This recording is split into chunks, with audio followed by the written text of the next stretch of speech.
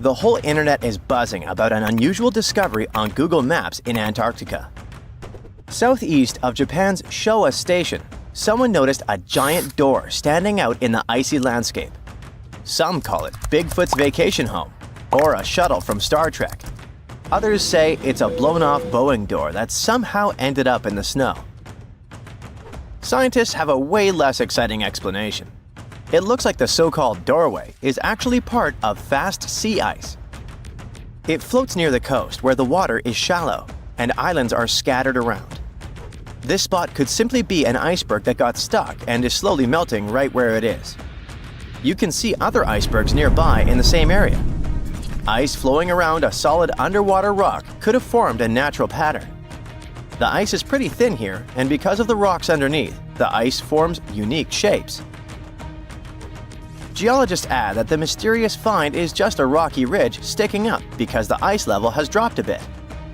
The top of it is the ridge, and the sides are two snow tails, long streaks of snow shaped by the wind. These snow tails show which direction the wind usually blows in this area. The previous mysterious Google Maps find in Antarctica was a pyramid that turned out to be a mountain. You can easily find it if you scroll all the way to the Ellsworth Mountains. It's the tallest mountain range in Antarctica, and it stretches for almost 250 miles. It's not the first pyramid on this continent, as explorers from the British Antarctic expedition found another unusually shaped mountain and nicknamed it the Pyramid. But this one didn't have a pyramid shape after all, so nope, there are no pyramids in Antarctica. Sorry to ruin it for you. In 2011, scientists from Chile found a strange fossil in Antarctica that looked like a squashed football. It received the nickname The Thing because it looked like something from a science fiction movie. It turned out it was a giant soft-shell egg from around 66 million years ago. It was more than 11 inches long and 7 inches wide. The only bigger egg ever found was of the extinct Madagascan elephant bird, which was 1.5 times as tall as Michael Jordan. The Antarctic egg is also special because it's the first fossil egg ever found in this part of the world. So, whoever left it there must have been huge, probably a giant sea reptile that lived long ago, like a mosasaur. This is surprising because most scientists thought these creatures didn't even lay eggs. The egg is also unique because it has a thin eggshell and no pores, which is totally different from most dinosaur eggs. Scientists did a lot of work and studied 259 types of living reptiles, like lizards and snakes, and their eggs. From this, they figured out that the creature who laid the egg was probably at least 23 feet long, not counting her tail. During the late Cretaceous period, this part of Antarctica must have served as their nursery. Paleontologists have found bones of tiny mosasaurs and plesiosaurs in the same area, as well as bones from the grown-up ones. If you've ever lost your ID and still can't find it, try looking under the Antarctic ice. Well, at least it worked for a man who was reunited with his security access card after 21 years. Rod Budd, a technician studying sea life on the Antarctic seafloor, spotted the card while he was diving at a place called Cape Evans. Rod thought it might be a credit card, so he put it in his pocket and kept working. When he took a closer look, he realized it actually belonged to someone named David McCaw. The card stayed with the Research Institute where Rod worked for 8 more years, until they finally managed to find David. It turned out that he had never been to Antarctica. In 2003, someone broke into his car in Wellington, New Zealand, and they tossed the contents of his briefcase into the harbor. So, the card traveled over 2,400 miles in 13 years.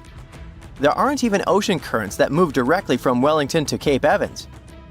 If the card went through different ocean currents, the journey would take around 1,000 years. So maybe it got attached to something else that could float more easily, like a piece of debris or a plant that can grow on objects and make them buoyant. Or maybe the person who took David's briefcase was on a ship that went to Antarctica. Or the card somehow stuck to the bottom of a research boat that ended up there. In case you want to see probably the coolest find from Antarctica, you gotta head to the 2025 World Expo in Osaka, Japan. They'll display a meteorite the size of a rugby ball that came all the way from Mars. A Japanese research team found it in Antarctica in the year 2000. They believe a massive asteroid impact blasted the meteorite off its home planet before it traveled through space and landed on Earth. It's one of the largest Mars meteorites ever found, weighing 28 pounds. Scientists studied the gas inside the rock to confirm it's from Mars, and they also found special minerals inside that form when water is present. This means Mars likely had water a long time ago. So, studying the rock may help us learn more about whether life could have existed on a red planet. A team of sound experts found a huge underwater canyon in Antarctica, thanks to bad weather. They had to pause their work at the Casey Research Station. Instead of waiting around, they decided to use the unexpected free time to map the seafloor near Adams Glacier. And that's how they found a canyon that is almost 7,000 feet deep, almost 30,000 feet wide, and stretches over 28 miles away from the glacier. The icebreaker they were on uses a special tool called a multi-beam echo sounder. It sends out sound waves in a fan shape under the ship, then listens for the echoes to create a detailed map of the ocean floor. During the mapping, they discovered just part of the canyon before they had to return to the research station. But when bad weather returned, the ship went back and mapped even more of it. They were working among waves up to 13 feet high and winds up to 50 knots, but they still managed to get about 15 hours of data to complete their map. On their way back to Australia, they stopped one last time to fill in any missing spots on the map. This advanced mapping technology is helping scientists learn more about the history of glaciers and ocean interactions in Antarctica.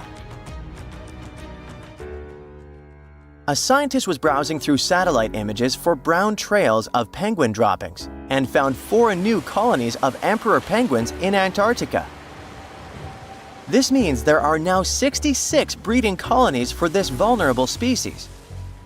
These new colonies likely have been around for years, though they're mostly small with fewer than 1,000 pairs of breeding penguins each. Some of these colonies are close to other penguin areas, like the one that's not far from an old research station that never reported penguins nearby. One of the new colonies was found close to a place called the Lazarus Ice Shelf, where there used to be a larger penguin colony. They thought this colony went extinct in 2019, but it seems the penguins have just moved a bit because of changing sea ice conditions. If we add the newly found penguins to the total population of this breed, it doesn't change the picture a lot. But it can help scientists see how emperor penguins adapt to the changing conditions. Antarctica wasn't always a frozen wasteland. A long time ago, it was full of life, and 56 million years ago, something terrifying stalked its jungles. A giant, flesh-eating bird. It was around 6 feet tall and weighed as much as a lion. For millions of years, nothing could challenge it. So why did it disappear? And could there be even bigger predators still hidden beneath the ice? Paleontologists found 2 massive claw bones in Antarctica, sharp, curved, and powerful, belonging to this bird. They were dug up from the Epresian-aged rocks of Seymour Island, which means they're around 40 to 50 million years old. Their shape left no doubt. These were the so-called terror birds. Their scientific name is Forus raceti, some of the most fearsome predators to ever walk the earth. They were flightless and didn't even need wings. Instead, they could sprint at breakneck speeds, like ostriches from a nightmare. For millions of years, these birds ruled South America. But now, for the first time, their presence has been confirmed in Antarctica. No surprise here. Back then, South America and Antarctica were still connected, allowing animals to easily commute between continents. So these birds probably migrated south to adapt to life on Antarctica's prehistoric landmass. It didn't just survive here, it thrived. But at some point, this nightmare of an animal vanished. Why? Most likely because of the temperature changes. Antarctica was cooling, slowly turning into the frozen wasteland we know today. Its prey may have declined, leaving the predator without enough food. Eventually, it disappeared, leaving no descendants behind. Researchers hope that they'll find a complete skeleton eventually. They're also wondering where there might be even bigger species waiting to be discovered. Perhaps these birds evolved into a completely new Antarctic lineage. But for now, all we have are two giant, creepy claws. People often think that there are almost no animals or plants in Antarctica. But that's not true at all. Penguins waddle around, and forget the cute tiny ones. Antarctica used to have 6-foot-tall monsters. The emperor penguins are the largest penguin species alive today. They can dive over 1,800 feet deep and hold their breath for over 20 minutes. There were giant ancient penguins around 38 million years ago. They were the size of humans. Fossils show they had long, sharp beaks, making them terrifying hunters of fish and squid. The fish there are also absolutely fascinating. Forget giant squids. Colossal squids are nightmares even bigger. Some reach over 40 feet long with massive, super sharp beaks and eyes the size of dinner plates. Finally, orcas, the apex predators of the Antarctic Ocean. They hunt in packs, working together like a wolf pack of the sea to take down seals, fish, and even massive whales. There are even tiny plants like moss and algae. Antarctic hairgrass and pearlwort. They somehow survive against all odds. There are many other myths going on about Antarctica. For example, some people think that when icebergs break off from glaciers, they immediately start drifting straight into the open ocean until they melt. But the reality is way more chaotic. First, when an iceberg breaks off from a glacier or ice shelf, it has to deal with underwater obstacles. It can stay stuck on the seafloor for decades without moving. Then they get caught in powerful whirlpools and spin in place for months. One iceberg, a 23A, spent nearly 40 years frozen in place before finally breaking free, only to get caught in a swirling ocean vortex for another 8 months. After that, their paths are influenced by ocean currents, tides, winds, and even underwater topography. They don't just float freely. Their movements are full of literal, unexpected twists. And speaking of glaciers, another strange rumor is that some humans can't travel more than 311 miles inland in Antarctica because of an impassable ice wall, freezing jet fuel, deadly winds, and no oxygen. But this is completely false. Antarctica has been explored by planes, vehicles, and even scientists on foot. There's an entire research station sitting at the South Pole. People live there all year long. The ice wall is real, a massive ice cliff rising above the ocean. But that isn't some secret barrier, it's an ice shelf. These are thick slabs of ice that form when glaciers slowly flow off the land and spread over the ocean. Almost 3/4 of Antarctica's coastline is made up of them, but they don't form some giant ring around the world. Antarctica is one of the most extreme places on Earth, but we've conquered its challenges, and we keep learning more about it every year. That's why every year, millions of dollars are poured into keeping research stations running, protecting wildlife, and making sure the people who live there have everything they need. But where does all this money go? Well, Antarctica stations are basically small cities. There's electricity, heating, water purification, food storage, and medical facilities. The biggest station, McMurdo, is basically a town with over 1,000 people in summer. It has everything from a fire station to a gym. The South Pole Station is super deep inland, so it's one of the hardest places to supply. Getting food and fuel there requires airplanes flying thousands of miles in extreme cold. But the internet loves a good mystery. When Google Maps revealed what looked like a massive doorway in Antarctica, conspiracy theorists went wild. People joked about everything from Bigfoot's vacation home to a secret base. or even a Star Trek spaceship hangar hidden in the ice. But there's a way simpler and less exciting explanation. It's actually a grounded iceberg, a chunk of ice that got stuck in shallow water and is now slowly melting. As ice moves across the landscape, it flows around bumps and obstacles, creating odd shapes.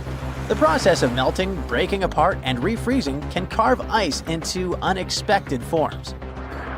Antarctica also has incredibly strong downward-blowing winds that sculpt ice into dramatic formations over time. No secret doorway, unfortunately. And speaking of doors, for years, Ushuaia, Argentina, has been called the gateway to Antarctica, the last stop before the icy continent, the place where expeditions begin. But there's another option. Punta Arenas, Chile. Let's compare them. Ushuaia is closer to Antarctica. It's the top departure point for tourists going on cruises. But no regular flights to Antarctica. No major scientific bases operating from here. It's basically controlled by the military, which refuses to allow private flights, only commercially operated ships. Yes, Punta Arenas is further from Antarctica, but 22 countries and global organizations use it as their main base. There are regular flights to Antarctica happening there every year. Private airlines can actually operate here, making it the real air connection to Antarctica. Ushuaia may have the best location physically, but Punta Arenas actually runs the show. Argentina made a huge error in picking its Antarctic airbase. Instead of setting up a simple, accessible base at sea level, they built Marambio Base, very high on rough terrain, completely impossible to reach by land. Everything has to be flown in by helicopter, making operations slow, expensive, and frustrating. For 50 years, Argentina stubbornly stuck to this bad decision, while Chile set up efficient, well-planned bases that the world now uses. If things don't change, Ushuaia will be nothing more than a tourist stop. But what's terrifying is that Antarctica seems to be returning to its past. It's supposed to be the coldest place on Earth, but something shocking happened just recently. For the first time in recorded history, temperatures in Antarctica broke 68 degrees Fahrenheit. This continent is buried under miles of ice. Usually, temperatures there can drop to minus 112 degrees. But in the winter of 2020, scientists recorded an insane 69 degrees on Seymour Island, hotter than many places in Europe at that time. Scientists believe there are several reasons for that. First, there are changes in the way heat moves around the planet's waters. Second, melting permafrost due to the planet warming. It looks like the climate is changing faster than expected. In 2021, while drilling about 11 feet beneath the surface of permafrost in northeastern Siberia, researchers uncovered a 24,000-year-old frozen life form. And then, they brought it to life. Before cloning it, or better said, it cloned itself. This might sound like the beginning of a sinister horror story, but don't worry, it's actually quite the opposite. What scientists unearthed was a microscopic frozen organism that could fundamentally reshape what we think about evolution and survival. The uncovered tiny creatures are called bedelloid rotifers, microscopic animals with little wheel-like mouths that they use both for moving and feeding. They were first discovered in 1696 and are fairly common in freshwater environments around the world, with a few saltwater species. They might seem unremarkable, but scientists have been studying them since early microscopes made it possible to actually see them. Because even though there are only a few dozen microns wide, they're surprisingly complex, with brains, guts, muscles, and reproductive systems.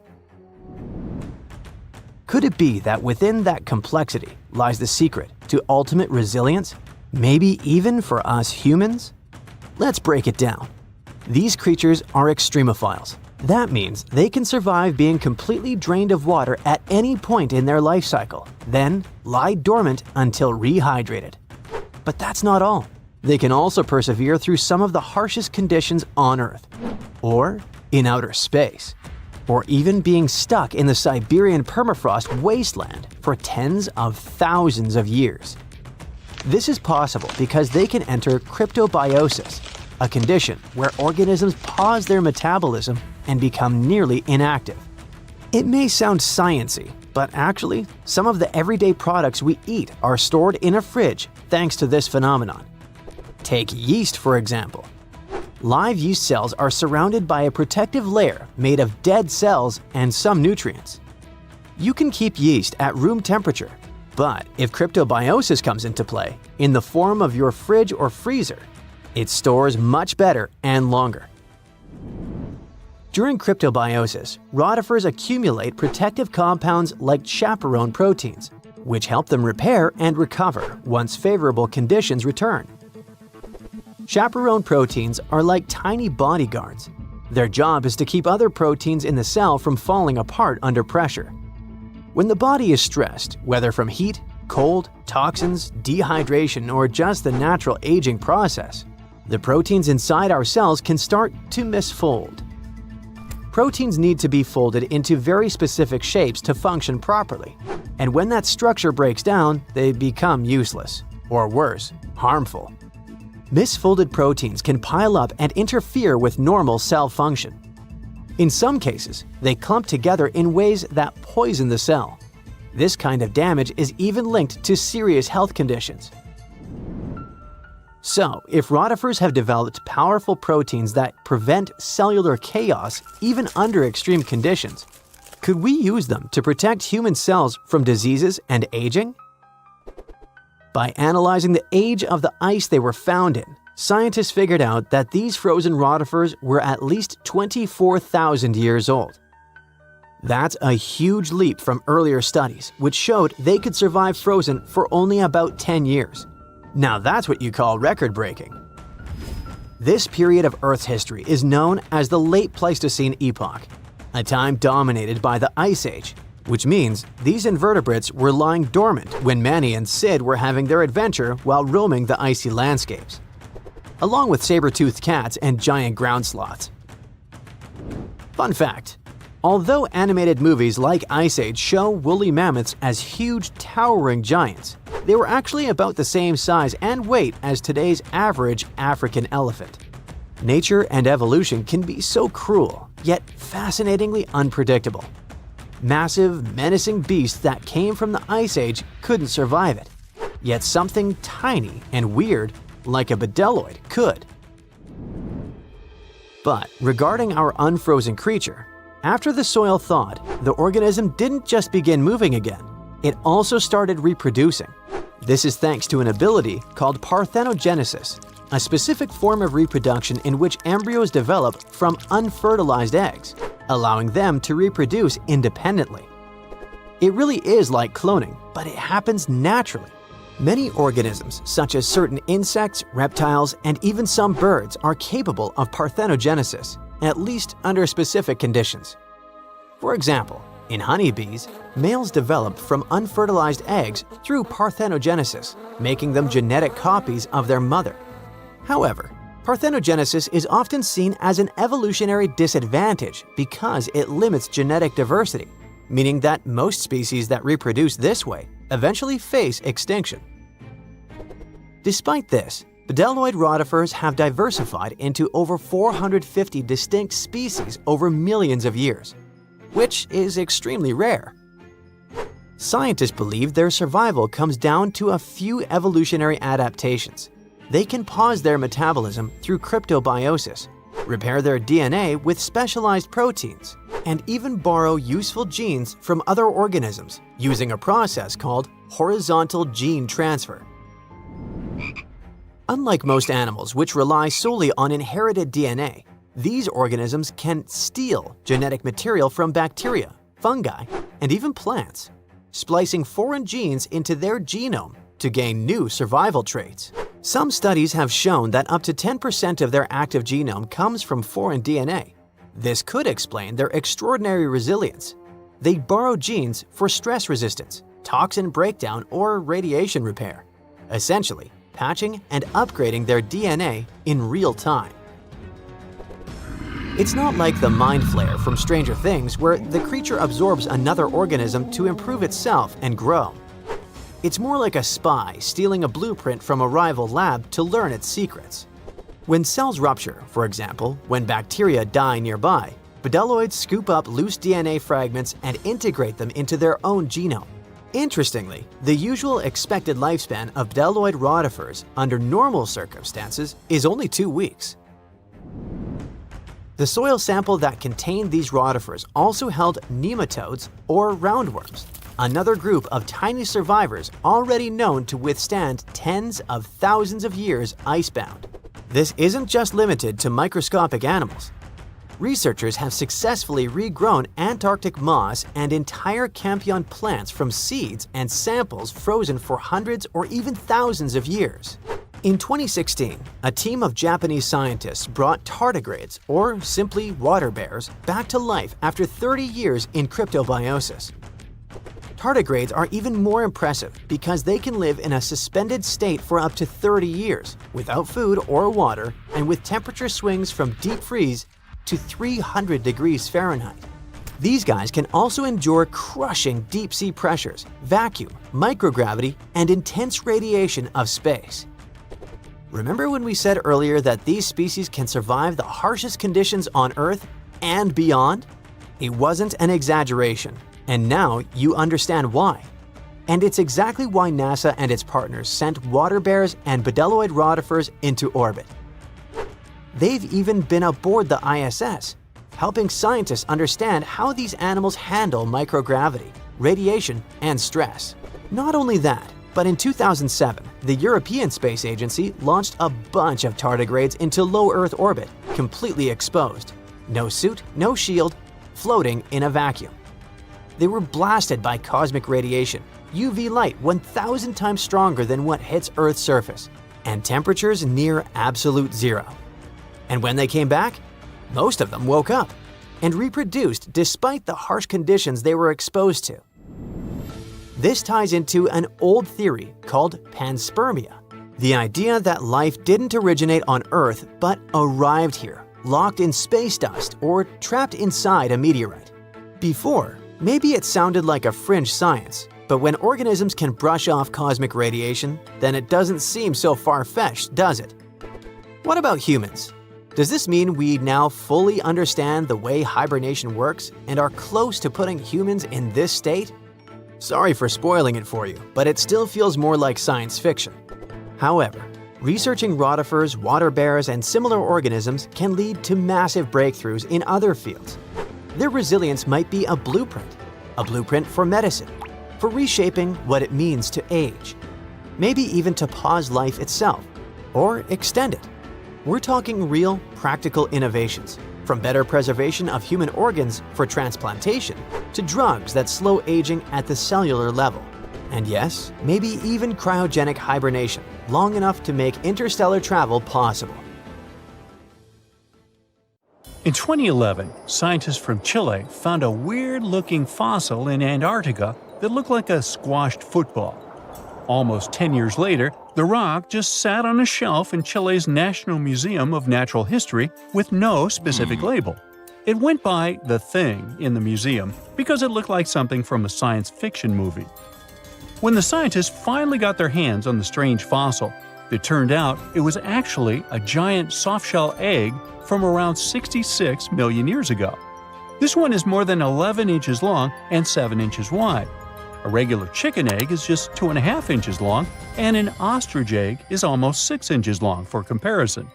So, the Thing won the title of the biggest softshell egg ever found and the second largest egg of any animal we know of.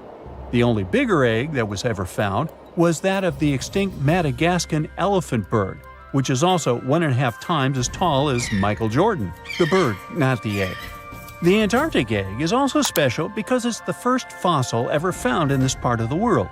So, whoever left it there must have been one big creature, probably a giant sea turtle that lived long ago, like a mousosaur. This is surprising because most scientists thought these creatures didn't even lay eggs, so this discovery could change what we know about them.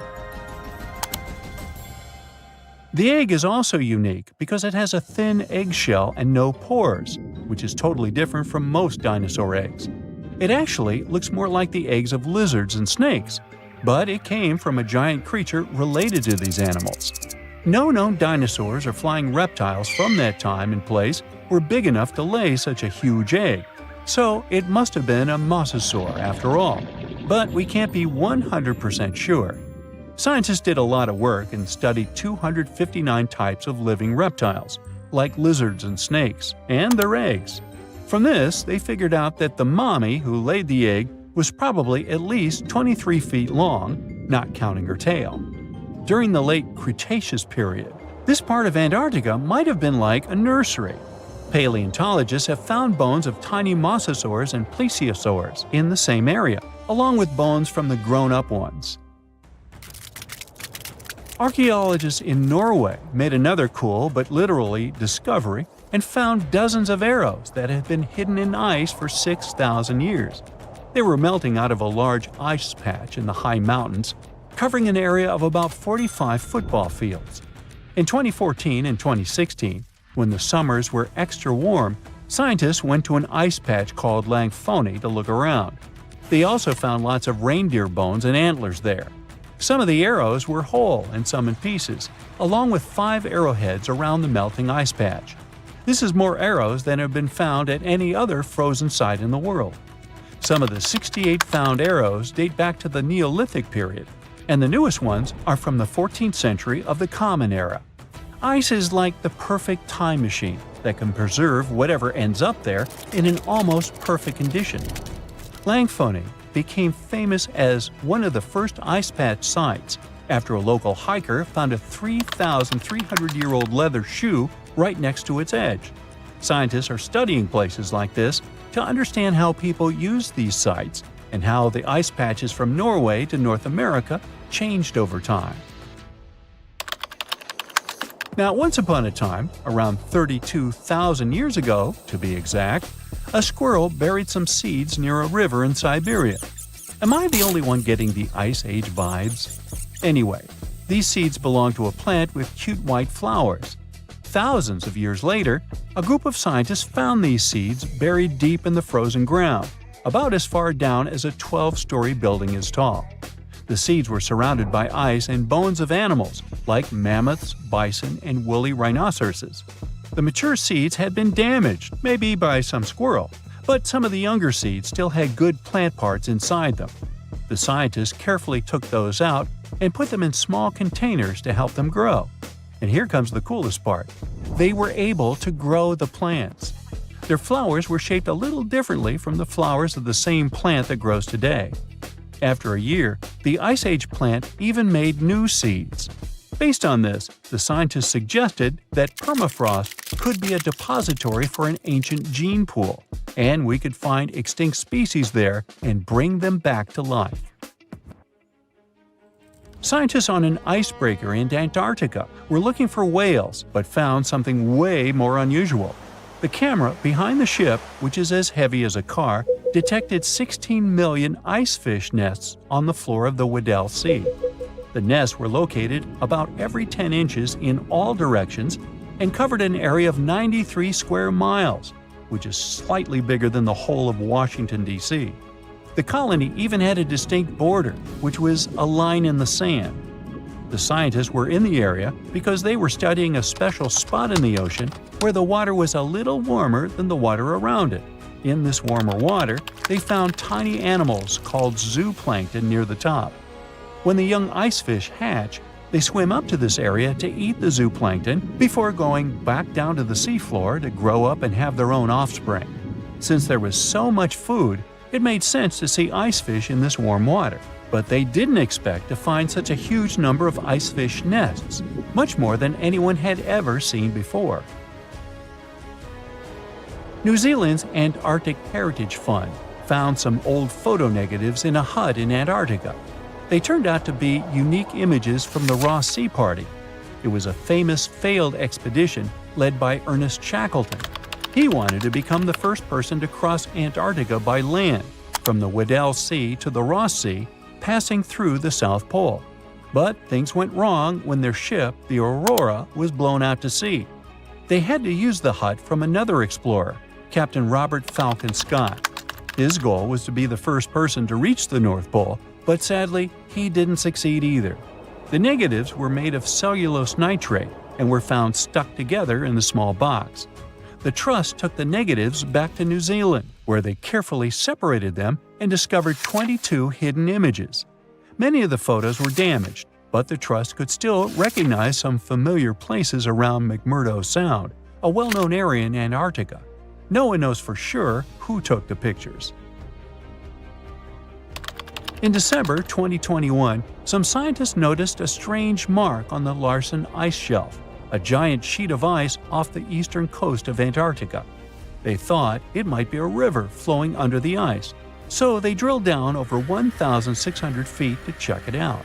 They expected to find water, but they didn't expect to see that the water was full of fast-moving creatures called amphipods. The scientists also found that the water in the underground river had unusual layers of currents moving in different directions, which they still don't fully understand. Another surprising thing happened during their research. On December 20th of the same year, a volcano erupted far away in Tonga, and the pressure waves from the eruption were detected all the way down in the ice river in Antarctica. It shows how everything on our planet is connected, even in the most distant places. Consider Lake Enigma. What a fitting name! It's already strange enough because it's not even supposed to exist.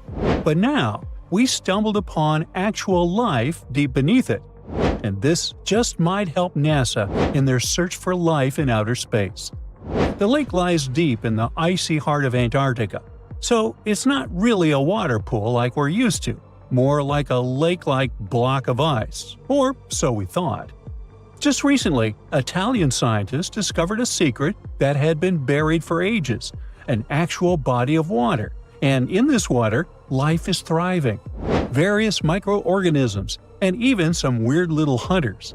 Which is super weird, since Enigma sits in a remote and harsh corner of our planet, the northern Victoria Land in Antarctica. The entire South Pole is cold, but in this place, temperatures can plummet to a horrifying minus 41 degrees Fahrenheit, though on average it's around 7. Chilly. Like we said, this lake shouldn't even be there at all. Antarctica is technically the largest desert on Earth, even though it's covered in snow, because it's super dry. There are zero rains, truly little snowfall, and the sun barely evaporates anything. And even if there is some water, the insane winds make sure to dry everything out super quickly. Putting on our thinking caps, this lake should lose an unimaginable 7 million cubic feet of water every year. Yet, the water remains. Why? No one knows. Scientists say there could be something deep underground that refills it constantly. They just have no idea what that might be. Maybe deep underground rivers, melting ice, or something else entirely. But hence the name, the Enigma Lake. The block of ice we mentioned is permanent and super thick, at least 36 feet of it, and that's higher than a 3-story building. So researchers decided to check out if there's anything beneath it. They used a so-called ground-penetrating radar, a super smart echo detector for the ground. This radar sends invisible radio waves into the Earth. When they hit something underground, like rocks, water, or anything else, they bounce back to the device. By measuring how long it takes for the signal to return and how strong they are, we can determine the distance and what exactly the radar hit. That's how animals like bats, whales, and dolphins can see underwater. And we humans stole this cool nature idea to research buried structures and hidden caves. Scientists used this device all over the Enigma surface. This way, they were able to create an entire map of this under-ice world beneath. The water itself wasn't surprising. It's the unique ecosystem in it that shocked them. Unfortunately, no secret monsters or extraterrestrial secrets this time. But there are microorganisms there that may not exist anywhere else on Earth. Somehow, these creatures have managed to survive in complete isolation and extreme cold. It's not that we don't know these microorganisms, we've met them before, just not exactly like this. There are a couple groups hanging out down there. The first one is Bacteroidota. They love breaking down complex molecules, especially in your stomach, and help digest tough plant fibers. They mostly hang out inside us, but in the outside world, we might occasionally find them in soils and oceans. Then Actinobacteriota, genius chemists among bacteria. They decompose organic materials and help the soil get healthier. They're also famous for producing antibiotics, so we owe a lot of our medicine to them. The third one is Pseudomonadota. These guys weren't a surprise. They're crazy adaptable. They can thrive pretty much anywhere, from soil to water to the human body. Some of them are good, helping plants grow and in nutrient cycles, but others can be opportunistic pathogens. Ooh, bad guys. But what is actually a surprise is that Lake Enigma has tons of passibacteria. They're ultra small even for microorganisms and can barely do anything themselves. So they prefer to live in symbiosis or be little parasites, relying on their hosts for nutrients and other necessities. All these little chompers might be ancient. They could be remnants of a time before the lake froze over completely, which is hundreds of thousands of years ago. It's simply weird to encounter these bacteria in the Enigma Lake, especially the little parasites. Paticibacteria usually love low-oxygen environments, but this lake is very oxygen-rich, not even mentioning an almost 40 feet of ice above. So all this means that even though we know who these guys are, this specific species might be new to us. They could have evolved with some unique adaptations and abilities using the lake's unusual chemistry. They probably rely on a super simple and delicate food web. Some of the microorganisms produce energy from light, well, whatever light gets down there, or the lake's chemicals. The symbiosis guys most likely survive by living on or inside their neighbors. Yep, these microscopic creatures hunt each other. Nope, things can't be peaceful even in a place like that. If we find out what their secret to survival is, we might learn more about chemistry, medicine, and even extraterrestrial life. Because if life can endure such extreme conditions, then it can probably appear pretty much anywhere, including our closest neighbors, Europa or Enceladus, the moons of Jupiter and Saturn. They definitely hide oceans beneath their frozen surfaces, and now there's a very high chance there might be some life there. Antarctica must be the closest thing we have to extraterrestrial exploration before we actually land on other planets. It's full of hidden mysteries and surprising creatures. Even outside of Lake Enigma, the South Pole harbors life. Just take the McMurdo Dry Valleys, which are often referred to as Earthly Mars. These are among the most mysterious and extreme places on our planet. They're stretching across Victoria Land in Antarctica, and this is one of the driest places on Earth. Makes sense if you remember the name. Surprisingly, unlike other parts of the South Pole, this land is almost entirely devoid of snow and ice, just lots of super cold ground. There might even be some sand dunes nestled here and there between the rugged mountains.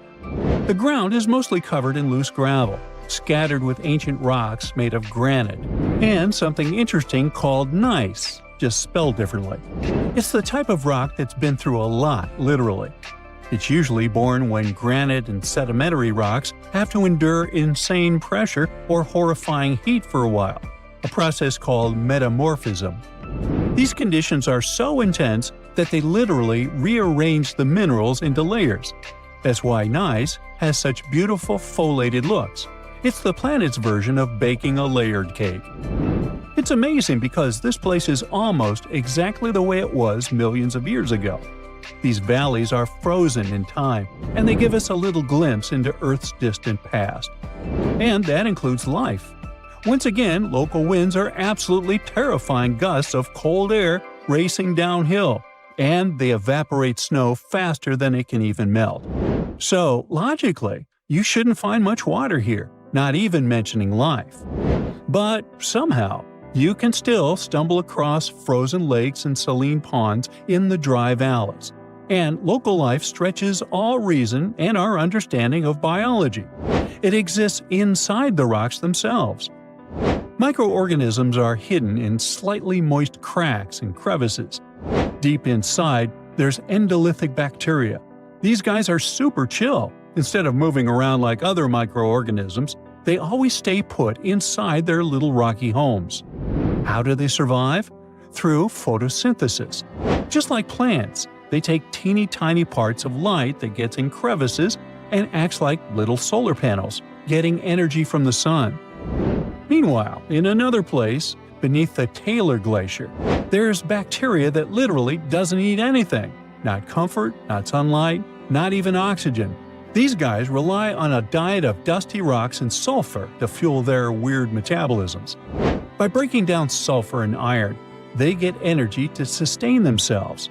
This way, they easily survive in deep seas, at sub-freezing temperatures, completely cut off from sunlight, oxygen, and the world itself. This place is fascinating for both its life and the lack of it. In some parts of the valleys, like University Valley, yes, that's what it's called, the permafrost is so harsh that no microbes were found at all. This might be one of the only places on Earth where life appears to be completely absent, a quite scary idea. Anyway, now scientists are thinking about learning more about Lake Enigma and drilling this Mars-like environment, exactly for that reason, to see how we could get samples from Mars in the future. The Loch Ness Monster is actually not from Scotland. Turns out, this real-life creature lived in the freezing waters of Antarctica about 70 million years ago. In 2019, researchers discovered fossils of a huge, prehistoric marine reptile that looked a lot like what people described as Nessie. This beast was terrifying, measuring up to 36 feet long with a massive giraffe-like neck. It also weighed around 15 tons, which is about the size of 3 elephants. Next up on our list of huge animals is a penguin. I know penguins aren't exactly what you'd call big, but scientists have just found what they think might be the biggest penguin ever. The Kumimamu fordyce. It's believed that these giant birds were hanging around New Zealand about 55 million years ago, and they were huge, weighing over 330 pounds. That's about 5 times the size of the emperor penguins, which are considered the largest penguins alive today. Now, let's move on from massive creatures to something much smaller. Meet B. manfredschmidti, a great ape that lived around 12 million years ago in what is now Germany. This creature is very special, as it's the tiniest great ape ever discovered. And when I say tiny, I really mean it. These ancient animals only weighed about 22 pounds. They were basically no bigger than a super chunky cat. If you think small creatures aren't scary, wait until you meet the electric blue tarantula. This newly discovered species from Thailand's mangroves has an almost otherworldly electric blue color. Its vibrant hue doesn't come from pigment, it is actually caused by the unique structure of its hair, which reflects blue light, making it look like an extraterrestrial being. We're going even further now, diving into the freezing pitch-black depths. At around 2,000 feet deep in the Andaman Sea, scientists found a new species of ghost shark, which they named Chimera supape. Their appearance is straight out of a horror movie. They have sleek, pale bodies, frills that look like feathers, and large, creepy eyes. These ghost sharks aren't actually sharks, but they are related, having diverged from their cousins about 400 million years ago. The good news is they're not too scary since they're only a bit bigger than a shoebox. Just when you think we can't find stranger creatures, we come across this ancient amphibian from Brazil. Scientifically known as K. rosei. This newly discovered giant crocodile-like creature lived during the Triassic period, over 240 million years ago. At nearly 10 feet long, it had a powerful jaw, resembling the modern-day alligator. This beast was definitely a survivor since it adapted to the most severe conditions ever seen on the planet. Last year, scientists were tracking the dense Amazon rainforest at night when they found some quirky orange spiders that looked like they were wearing black boots. The team soon discovered it was a new type of giant crab spider. And no, they don't look like crabs at all. They only got their name because, while perched on plants, These spiders spread their legs out to the sides, just like crabs. Do you know that some new species are named after celebrities? Hollywood icon Harrison Ford now has his very own snake, for example. Discovered in Peru, T. Harrison Fordy honors the actor famous for his role as Indiana Jones, an archaeologist with a notorious fear of snakes. Unlike the film's menacing serpents, this new snake species is quite modest in size, measuring about 16 inches long.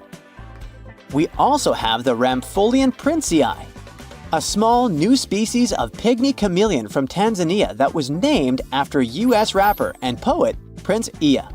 He received this honor because of his work raising awareness about global environmental issues. Another celebrity namesake is DiCaprio's snail-eating snake, which hangs out in the shrubs of Panama's forests. This S. irmelindi caprioi is about 15 inches long and spends its nights on palm fronds looking for snails and slugs. Its round eyes look like glowing coals that can be a bit scary, but overall, the creature is super chill. Even when it feels threatened, it doesn't bite. It just coils up around its head and gives off a really bad smell. Now something a bit more sinister. Meet Venomius tomhardii. Does that name ring a bell? Exactly. This new species of spider was named after Tom Hardy's portrayal of the infamous Marvel character Venom. And all because the black spots on the spider's abdomen reminded researchers of the famous anti-hero. Most spiders of this species were found in Australia at night, sitting in their elaborate webs in forested areas near the coast. When disturbed, these creepy crawlers often hide in silk-lined hollows in tree branches. We've also got something for the Lord of the Rings fans. In the vast and warm waters of the Amazon River, scientists have just discovered a new species of pacu. This fish is a relative of the terrifying piranha, with a plant-based diet and human-like teeth. It was named Myloplus sauron because of a bold vertical black mark on its side, which reminded researchers of the fiery eye symbol of the villain Sauron from Tolkien's epic saga. Wait, is that a tanned capybara or a wild dog? Well, actually, it's neither. This is a newly discovered dwarf deer. This tiny creature, about the size of a basset hound, scurries through the forests of Peru. The combo of large eyes, stocky body, and short legs makes this animal simply adorable. This cute little deer is the complete opposite of what we've got coming up next. This bizarre-looking creature is what we believe the beast of 5 teeth might have looked like. Its fossils, found in Chile and Patagonia, showed that it lived during the age of dinosaurs, about 72 million years ago. This finding is just another piece of evidence that mammals had been roaming around that part of South America much earlier than we thought. Moving from the forests of South America to the deserts of Australia, we come across a sand dragon lizard, known scientifically as Tenephorus tyacalpa. With its sandy color and long, lean body, this lizard looks like it could star in a Dune movie. Discovered last year, this sand dragon lizard blends in perfectly with the hot sands of the Great Victoria Desert in southern Australia. For over 10 years, a large-eyed creature managed to hide from scientists who ventured into the mountains of southwestern China. But not this time. In 2023, the group finally managed to take photos of 7 frogs that didn't match any known species. They're now known as Leishan odorous frogs, a species that grows to be about 2 inches long and has small bumps all over their grass-green bodies. Off the coast of Chile, we have recently found a seamount nearly 4 times as high as the Burj Khalifa. Underwater mountains are usually home to beautiful life forms, like sponge gardens and ancient corals.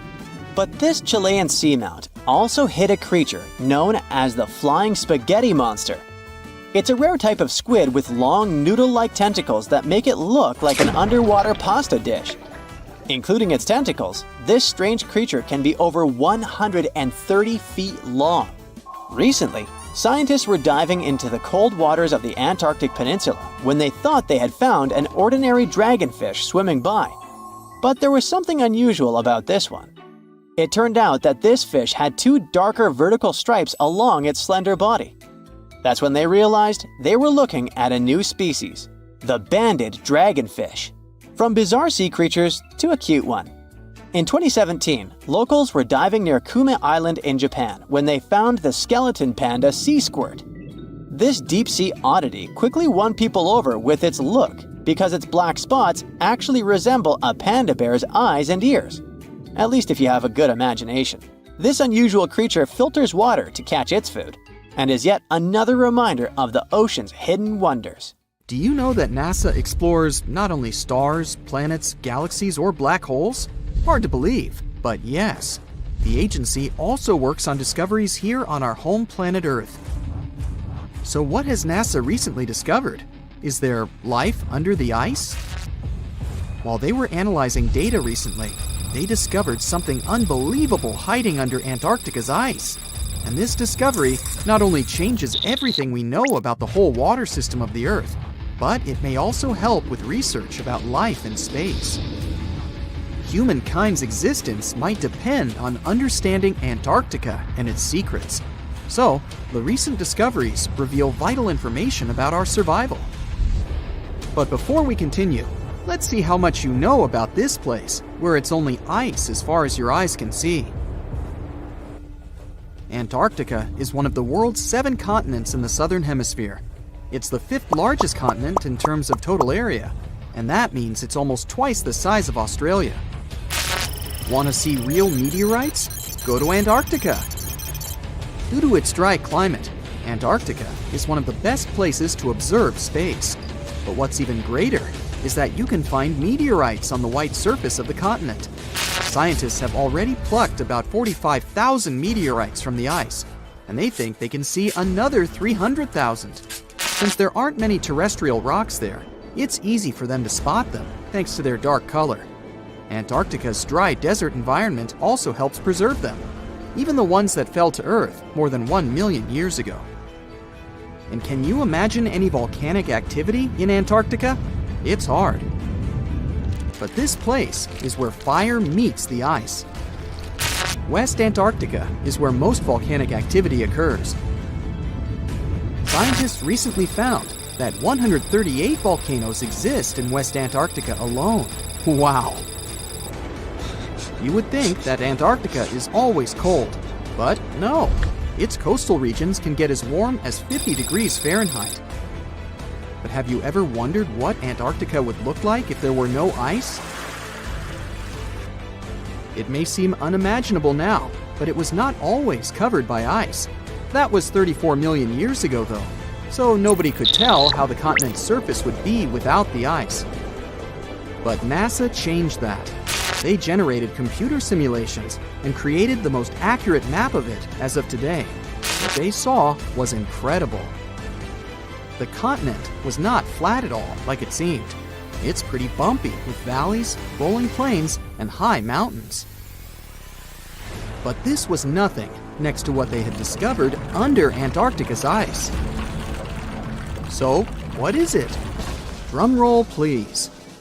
NASA found 2 new subglacial lakes. And what's even cooler about it is that they spotted these lakes from space. How is that? If your answer is high-tech satellites, then you're right. In 2003, NASA launched a satellite called IceSat. It measured ice sheet mass balance and cloud and aerosol heights. The satellite also helped create the ice-free map of Antarctica. In 2010, the European Space Agency launched the second satellite, Cryosat-2. It was for tracking the changes in the thickness of the ice. Then, in 2018, NASA launched the third one, IceSat-2, a follow-on to the IceSat spacecraft. It measured ice sheet elevation and sea ice thickness. It was NASA's most advanced Earth-observing laser instrument. It delivered the highest precision data. And when that was combined with the data from the other satellites, it was possible to spot these 2 new lakes near a pair of larger ones. But how is it possible that these lakes exist in the first place? The average thickness of most Antarctica ice is approximately 1.2 miles. However, it can get over 1.8 miles thick in some places, especially during the winter. So, you might think that there's nothing under there, but science says otherwise. It's not quite possible to see it with your bare eyes, but the continent's ice is slowly but constantly flowing in different directions under the force of its weight. But scientists could not figure out how water moved for many years. That started to change in 2007, when data gathered from the IceSat provided insight into what hides beneath the surface. They first discovered an entire network of meltwater lakes connected under Antarctica's fast-flowing ice streams, and there were hundreds of them. Scripps Institution of Oceanography glaciologist Helen Amanda Fricker figured that the elevation changes measured by IceSat happened because of the dynamics of these lakes. They did not hold meltwater statically. Instead, they were filling and draining continuously over time through a system of waterways. And as they did that, the ice above rose and fell. But where do they drain? The ocean, of course, and it drains a lot. A recent study, co-authored by Fricker, found that the drainage of one lake flushed as much as 198 billion gallons into the ocean in only 3 days. Countless mysteries about how nature works are still waiting to be solved. But finding the 2 new lakes will give scientists a better picture of how fast the Antarctic ice sheet will change as the climate gets warmer, and how this will affect global ocean currents and sea level rise. The filling and draining cycle of the lakes also caused the ice sheet to suffer cracks and crevices. So, the information they find from these new lakes will also give them a better understanding of the damage on the surface of the ice. They will also be able to assess how this filling and draining system influences the speed at which ice slips into the oceans and seas. And that means they can evaluate how the added fresh water may alter marine ecosystems. This discovery may also suggest whether life is under the ice. Wow! Scientists drilled through about 3,504 feet of ice and found that water samples taken from one of the lakes contained approximately 10,000 bacterial cells per milliliter. Such a high number of bacterial life is a good sign, because that means the icy waters might also support higher life forms, such as microanimals, and one of these new lakes might even be their home. But the most exciting thing is that the new lakes might help them understand whether life on other planets is possible. Scientists believe any life below the frozen surface of the planet Mars might follow the patterns seen in Antarctica's lakes. So, there is a possibility that they might find critical new information on the type of life that may have existed on the red planet. You wouldn't want to be there during the winter, though. The lowest temperature on Earth you can experience is negative 128 degrees Fahrenheit. In 2010, there was an even lower temperature of negative 135 degrees Fahrenheit, and you may feel this cold much worse due to the strong and dry winds. Did you know that the size of the ice surface on Antarctica also changes throughout the year? It's about 1.2 million square miles during the summer, but when it's winter, it grows to 7.3 million square miles. Yet, despite the change, it remains the largest piece of ice on Earth. Sorry, Arctic, you lose. Do you know these cute little penguins? Consider these animals the locals, because there is no native population in Antarctica. It's a no man's land, because no single country owns it. But do you know who really owns it? 5 different species of penguins, seals, and killer whales. Ha. Despite the continent's harsh conditions, you can visit it as a tourist for fishing and research purposes. Around 5,000 people reside on the continent during summer at research stations. But when winter comes, the number naturally drops down to 1,000. Antarctica's ice blanket makes up 70% of the world's freshwater reserves.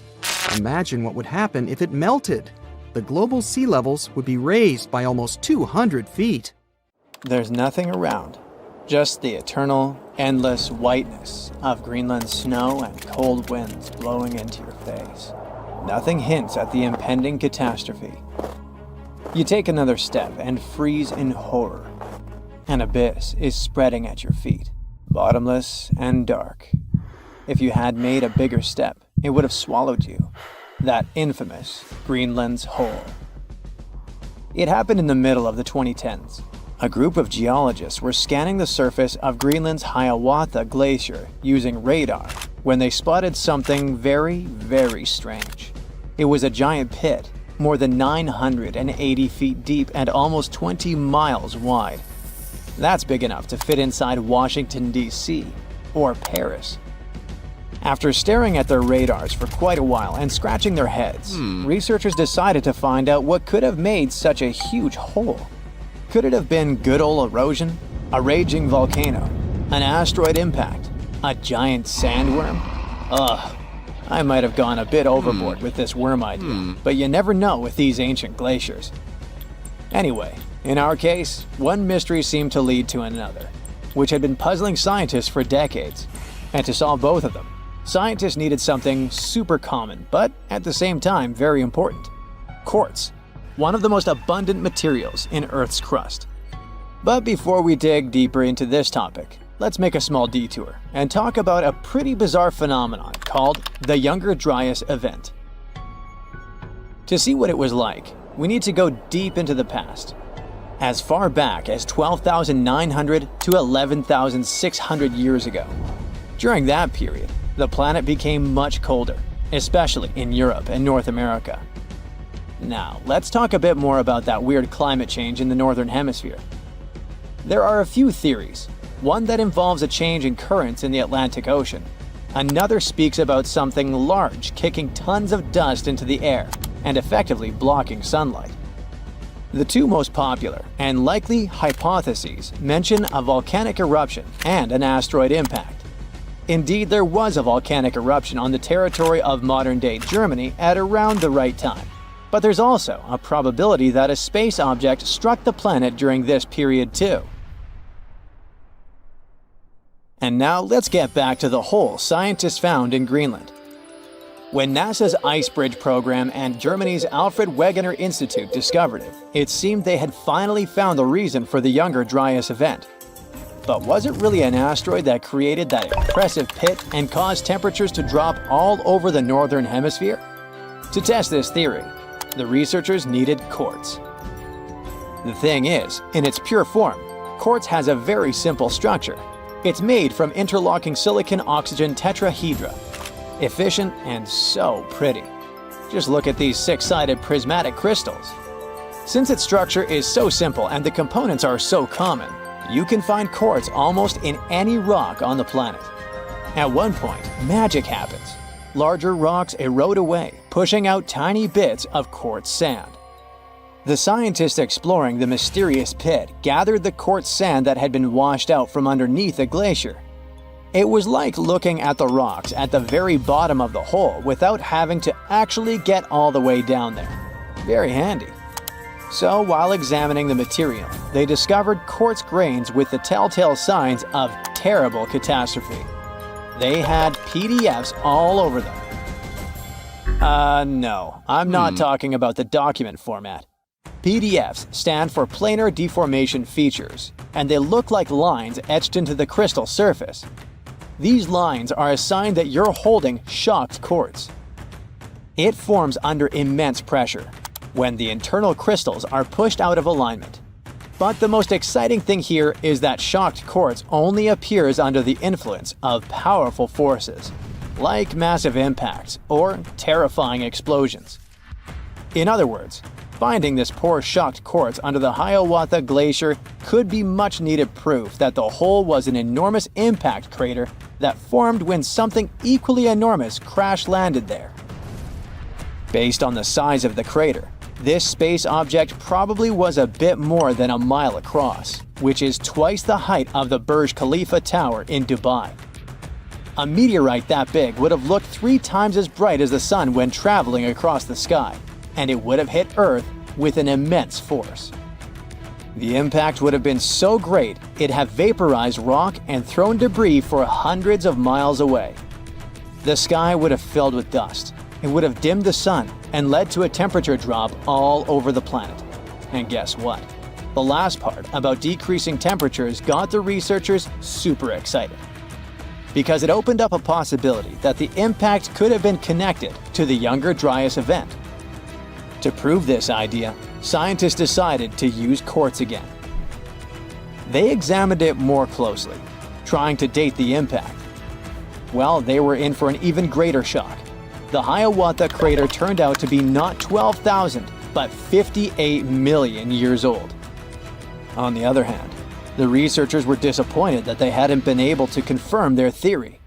The crater couldn't explain the Younger Dryas cold snap, but on the other hand, it was still an amazing discovery. Now, get ready for one final twist to this story, and it revolves around quartz again. Other scientists have recently discovered more deposits of shocked quartz all over what is now the eastern USA. It was hiding in sediment layers dating to just before the Younger Dryas. Interestingly, there aren't any craters around those sites whatsoever. But quartz can't lie. It provides evidence of a powerful explosion. It makes scientists think that their impact hypothesis might still be true, but instead of a collision, it could be an airburst. A massive comet could have broken up while entering Earth's atmosphere around 12,000 years ago, and the fragments could have exploded before reaching the ground. It would have caused catastrophic mass burning throughout the North American continent and messed with the climate so much that the Younger Dryas would have been triggered. Well, I guess we need to wait a bit longer for scientists to find some further proof of this hypothesis. But it doesn't mean we don't have any more curious phenomena to explore in Greenland. Take these fascinating holes. They sure are kinda smaller than the monster we were talking about. They're called moulins, and they carry surface meltwater all the way down to the base of the Greenland ice sheet. And they have prepared some surprises for us too. Apparently, they're way larger than we previously thought. That's what a recent study based on observation and first-hand exploration claims. Even more interesting, this high volume might influence the stability of the ginormous ice sheet in question, as well as the speed at which it's sliding towards the sea. Researchers think that increased water depth and pressure inside moulins might lubricate the base of the ice sheet, making it move faster. You know, the way an ice cube slides more easily on a thin film of melted water. Until recently, we knew too little about the real size of moulins and how much water they can hold. But now, we know that moulins can be giant. The team made 2 trips to the Greenland ice sheet in 2018 and 2019. And during each of them, they used ropes and climbing equipment to drop around 330 feet into 2 separate moulins, almost touching the water's surface. Those who did it described the experience as intimidating. Picture this. Your back is over the edge. All you see is bluish ice going down and blurring into blackness. And the only thing you hear is occasional sounds of crashing ice. It must be extremely unnerving.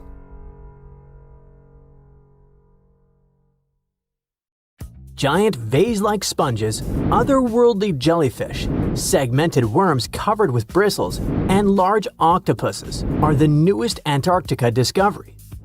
Scientists found them after a giant iceberg had broken away, and it turned out to be a treasury of ancient life under ice. In January 2025, a huge iceberg the size of Chicago, called A84, broke off from Antarctica's George VI ice shelf, which is a large ice shelf about 280 miles long, 12 to 43 miles wide, and around 820 feet thick. In the summer, which lasts from November to late February, the ice shelf melts at the surface, and meltwater ribbon lakes form. They're elongated and ribbon-like. That's how they got their name. Anyway, when the iceberg floated away, it left part of the ocean floor wide open, and it was a spot no one had ever seen before. Scientists on the research ship Falkor 2 were nearby in the Bellingshausen Sea. As soon as they heard about the iceberg, they immediately changed their plans. They understood that it was a super rare chance to check out something unknown and amazing, like lifting a rock in the forest to see what's hiding underneath. The researchers used an underwater robot named Sebastian and explored the deep sea for 8 days. They went as deep as over 4,200 feet. Down there, they found a hidden ecosystem. There were big corals and sponges literally packed with sea animals. A whole world under the ice. The researchers thought they'd find some life down there, but they didn't expect to see so much. And this underwater ancient life wasn't just surviving, it had been thriving in that harsh, icy place for a really long time. Anemones that looked like fluffy little trees, sea spiders, ice fish, octopuses. The research was live streamed to scientists from all over the world, and those live streams are actually in open access. The coolest thing was that some discovered creatures seemed to be new species. Yes, there are probably new species in Antarctica in 2025, and some might only live in this region. That's because Antarctica isn't just really far away. It's been cut off from the rest of the world for millions of years. The Antarctic circumpolar current surrounds it, like a big water moat surrounding a castle. But even if it turns out that those species are not new, the scientists have still found snails, worms with bristles, crustaceans, like tiny crabs and shrimp, and a species of the phantom jellyfish. Those are super rare and look otherworldly. Their official name is too complicated, so let's just call them the giant phantom jelly. This jellyfish is huge. Its bell, the round umbrella part on top, can be more than 3 feet wide. It has 4 long arms that trail behind it. Each one as long as 33 feet, about as long as a school bus. Scientists first caught one way back in 1899, but it took them 60 years to realize it was a totally new kind of jellyfish. The phantom jellyfish has a see-through purplish body that looks kind of ghostly. Instead of normal jellyfish tentacles, it has these ribbon-like arms that help it catch food and pull it into its mouth right in the middle. Even though jellyfish don't have brains like we do, researchers watching the giant phantom jelly noticed something surprising. The otherworldly creature seemed to move its arms very carefully and with control, especially when swimming through tight spaces on the seafloor. It looked like it was being very cautious and deliberate. Ugh, creepy. Another sentient being? Jellyfish have a simple nerve net instead of a brain, which helps them sense the world around them. But the way this phantom jelly moved made scientists think it might be smarter or more coordinated than other jellyfish. Studying it can help scientists learn how animals without brains still manage to explore and survive in tricky places underwater. Another cool find was little worms called bristleworms. Scientists call them polychaetes. But let's stick with bristleworms because it kinda sounds fun. Lots of different kinds of them live in super cold, deep parts of the ocean. Bristleworms have bodies made of many segments, and they have tiny little bristles all along their sides. These bristles help them move around, feel what's near them, and even protect themselves from danger. One cool example is the Antarctic scaleworm. It's a type of bristleworm that lives in really cold, deep waters and has shiny, golden bristles that make it look pretty fancy. During Antarctic deep-sea exploration, the team also found giant sponges shaped like vases. Usually, sponges grow very slowly. So to get that huge, they must have been growing there for a really long time, maybe even hundreds of years. Their size shows that the deep-sea animals living around them didn't just move in recently. Those sea creatures have been there for decades and managed to form thriving communities under the ice. So, it really was ancient life hiding under all that ice. And that surprised scientists a lot. In older studies, people used to drop cameras through holes in the ice or visit iceberg areas long after the ice had broken off to explore hidden ecosystems. Back then, they mostly saw bare, empty seafloor with just a few living things. But this time, the team arrived just weeks after the giant iceberg broke away, and they got to see what was hiding right underneath it. The first 9 miles behind the ice shelf can hide rich and busy ecosystems. The area is dark, cold, and hidden for ages, and still, all kinds of creatures live there. This shows that life can survive in places that seem too harsh or frozen for anything to live. On the other hand, finding all this life down there isn't super surprising. Lots of animals live in dark, cold places underwater, so it makes sense that they'd be under the ice shelf too. The ice kind of hides them and keeps them safe from anything going on above. But what's weird is how many different kinds of creatures live there, even though it used to be a really closed-off space. It actually looks a lot like the seabed in parts of Antarctica that don't have ice on top. How can that be? Usually, tiny plants called phytoplankton grow near the surface where sunlight hits. Little shrimp-like animals called krill eat those plants at night. When krill get full, they sink down and bring food and nutrients to the ocean floor. Even their waste helps feed the deep-sea creatures. But if there's a huge ice cap above, sunlight can't get through, so no plants can grow there and no krill bring food down that way. Scientists thought this would mean less food and fewer animals down there, but they found a lot of life anyway. Turns out, food and nutrients probably sneak in under the ice, carried by underwater currents, kind of like rivers flowing under the ocean. Scientists found some animals that lived a long time, so it looks like those currents, which mostly come from melting glacier water, bring enough food to keep the ecosystem healthy and full of life. No one really knows what's going to happen to all that deep-sea life now that the iceberg has floated away. Those creatures have lived under the thick ice for who knows how long, in super stable, pitch-black conditions. Obviously, they're not exactly fans of change, so losing that icy roof might totally mess with their whole setup. One of the scientists mentioned that the ice shelf the iceberg came from has been creeping backward, like 25 miles over the last 50 years. That's a part of a bigger pattern. Antarctica's ice is melting faster and faster, which pushes sea levels up around the world. That's why this Antarctica discovery matters. The team's trying to figure out not just what's happening now, but how this hidden ecosystem fits into the bigger picture. If we can understand how this place is changing over decades or even centuries, maybe we can predict what's coming next.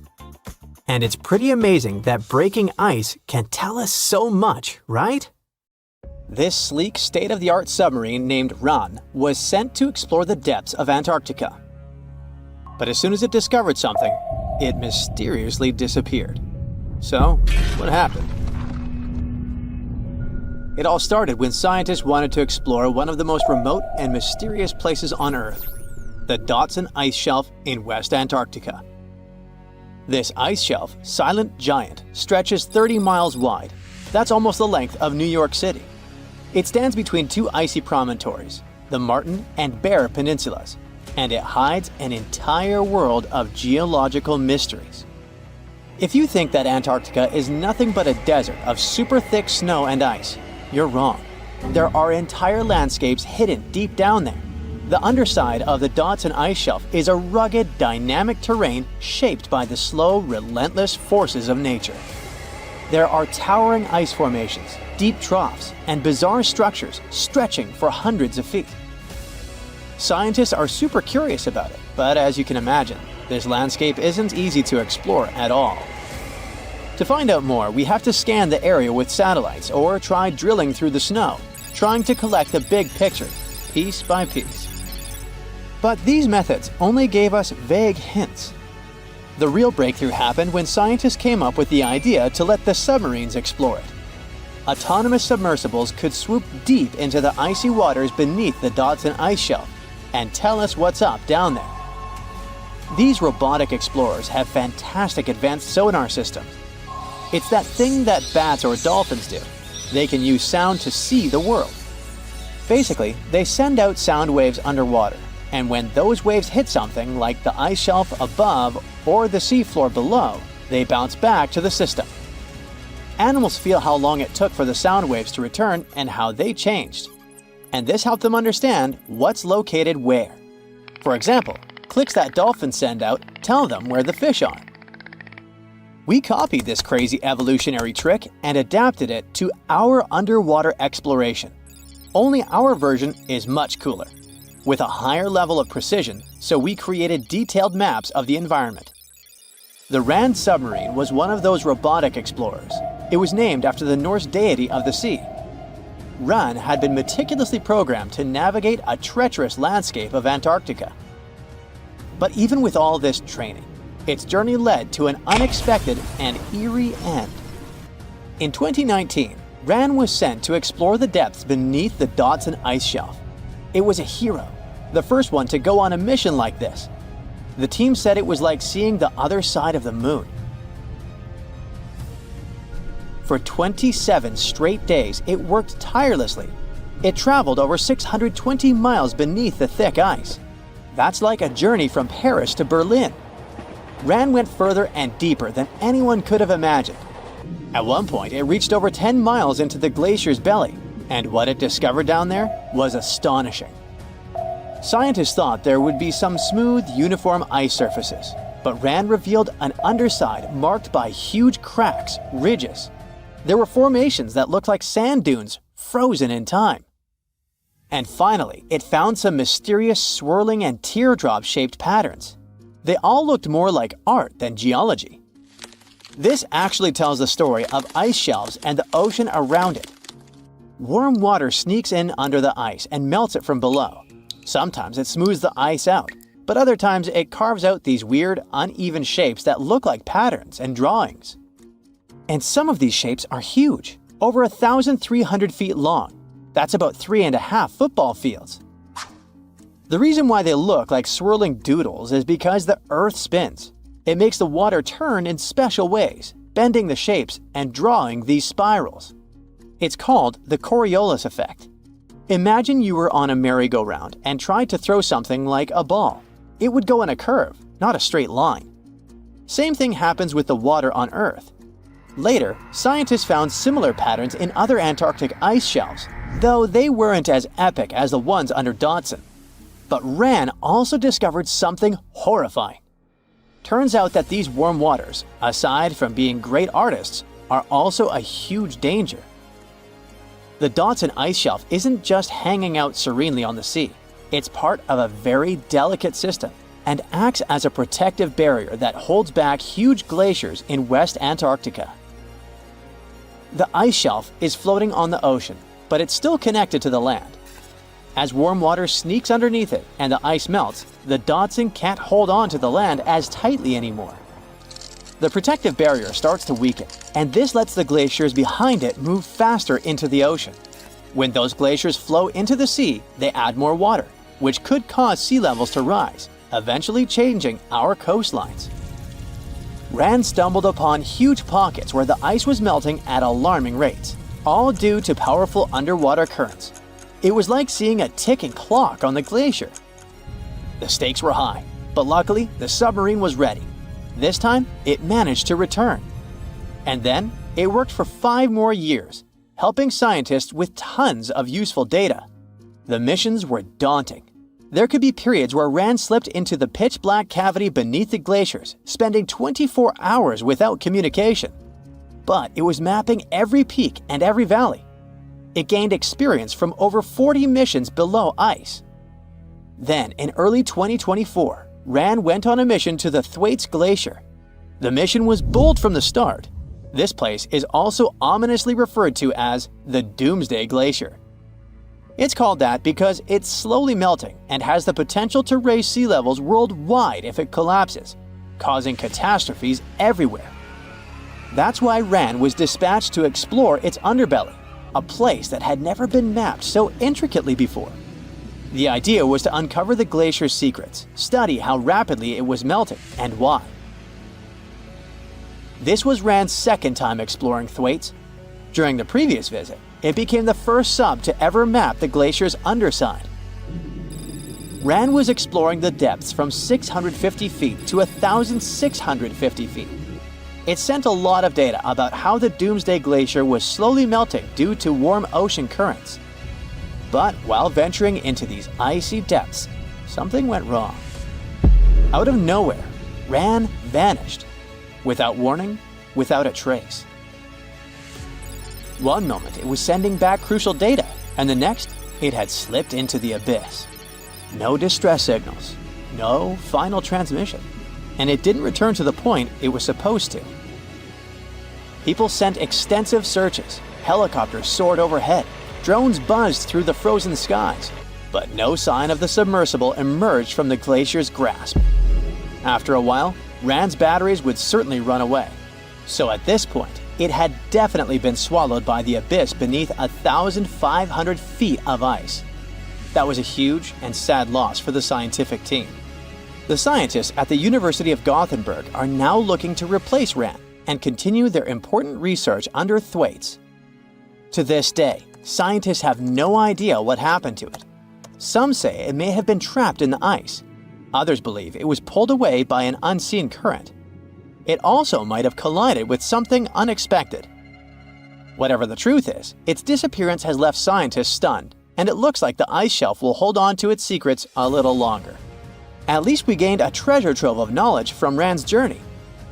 Scientists keep exploring Antarctica, looking for history that hides under the snow. For example, they discovered that around 90 million years ago, a lush temperate rainforest thrived near the South Pole. They revealed an ancient world far warmer than they ever imagined. Deep in Antarctica, they unearthed fossilized roots, pollen, and spores preserved in the soil. All this shows that there was a swampy rainforest that flourished despite months of polar darkness. All these discoveries changed our understanding of Earth's climate, both in the past and the future. Now, this bad boy was the size of a husky and could maybe pass for one, except it didn't have any fur and was a top predator with extra long, blade-like canine teeth. Ooh, charming. Meet the earliest known saber-toothed animal to have ever lived. It roamed the Earth well before the dinosaurs. Scientists made the description of this creature based on its fossils found on the Spanish island of Majorca in the Mediterranean Sea. About 200 million years ago, none of us were around then, the very first true mammals appeared, and they lived right alongside the dinosaurs. But if we trace the family tree of mammals even further back, we'll find an ancient group called Theropsids. They didn't look like mammals we have today, but they had some key features that would eventually help define mammals. For example, Theropsids had special openings on the sides of their skulls for jaw muscles, and parts of their jaw bones would later evolve into the tiny middle ear bones that all mammals, including you, have today.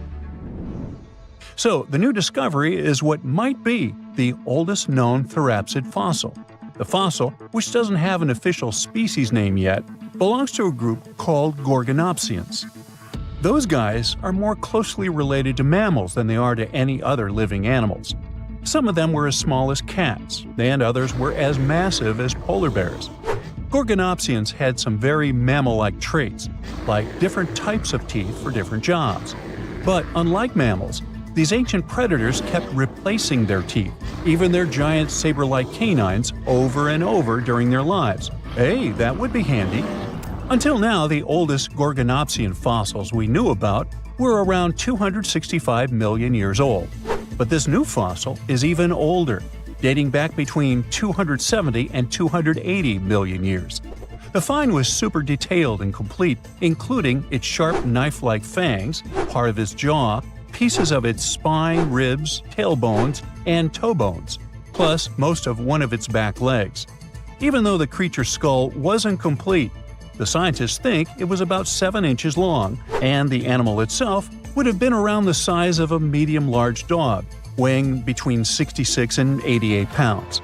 But other than that, it didn't really look much like a dog.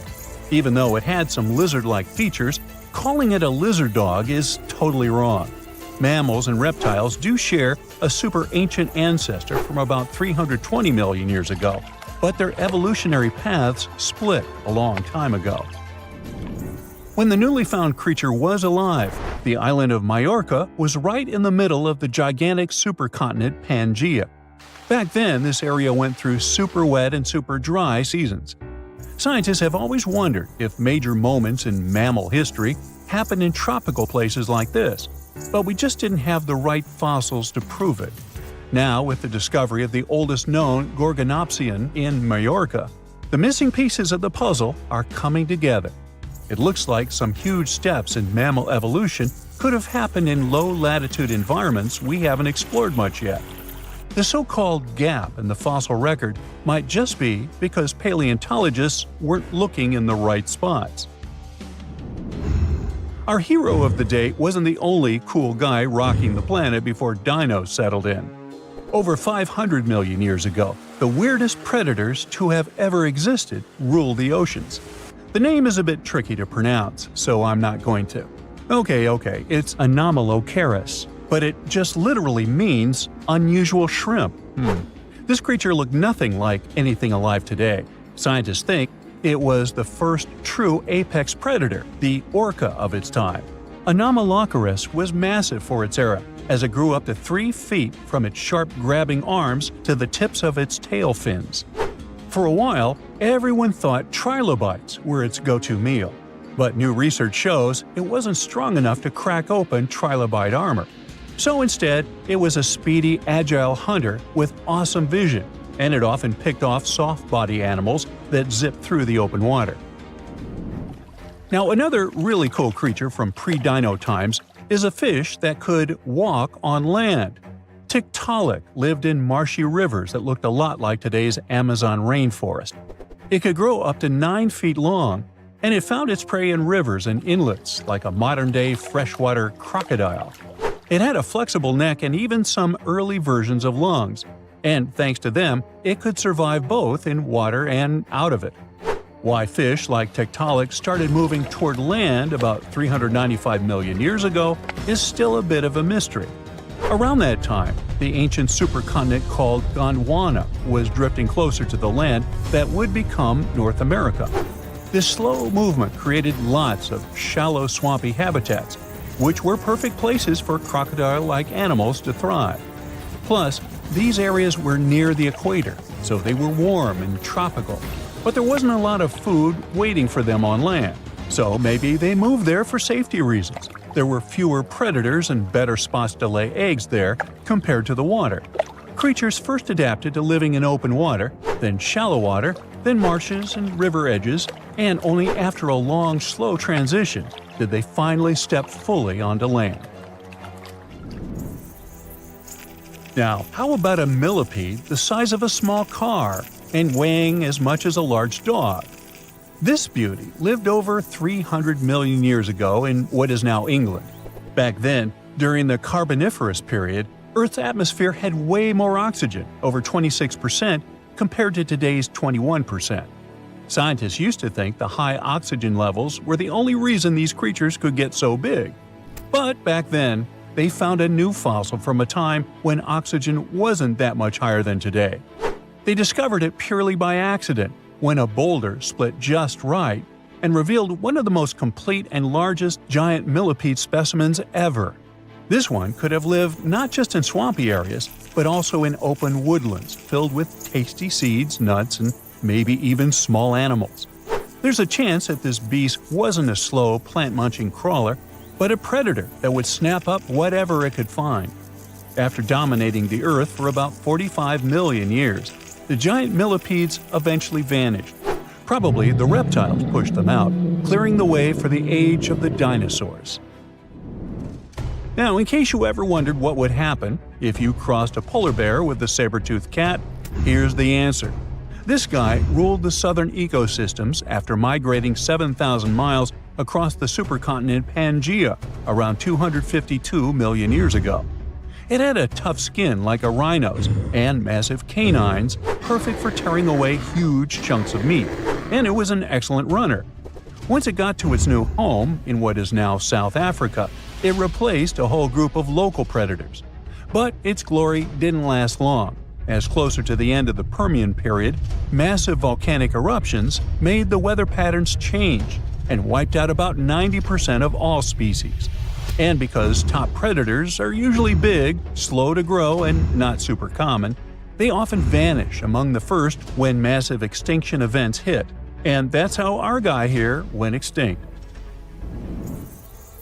Our final creature of the day was a dragonfly that lived around 300 million years ago and had a wingspan of over 2 feet, 6 long, spiny legs, and huge, bulging eyes. Meganjura. This four-winged giant is most likely the largest flying insect that ever lived, and it easily outsizes today's dragonflies, which are its distant relatives. Like modern dragonflies, Meganjura like to hang out in open areas near ponds and slow-moving streams.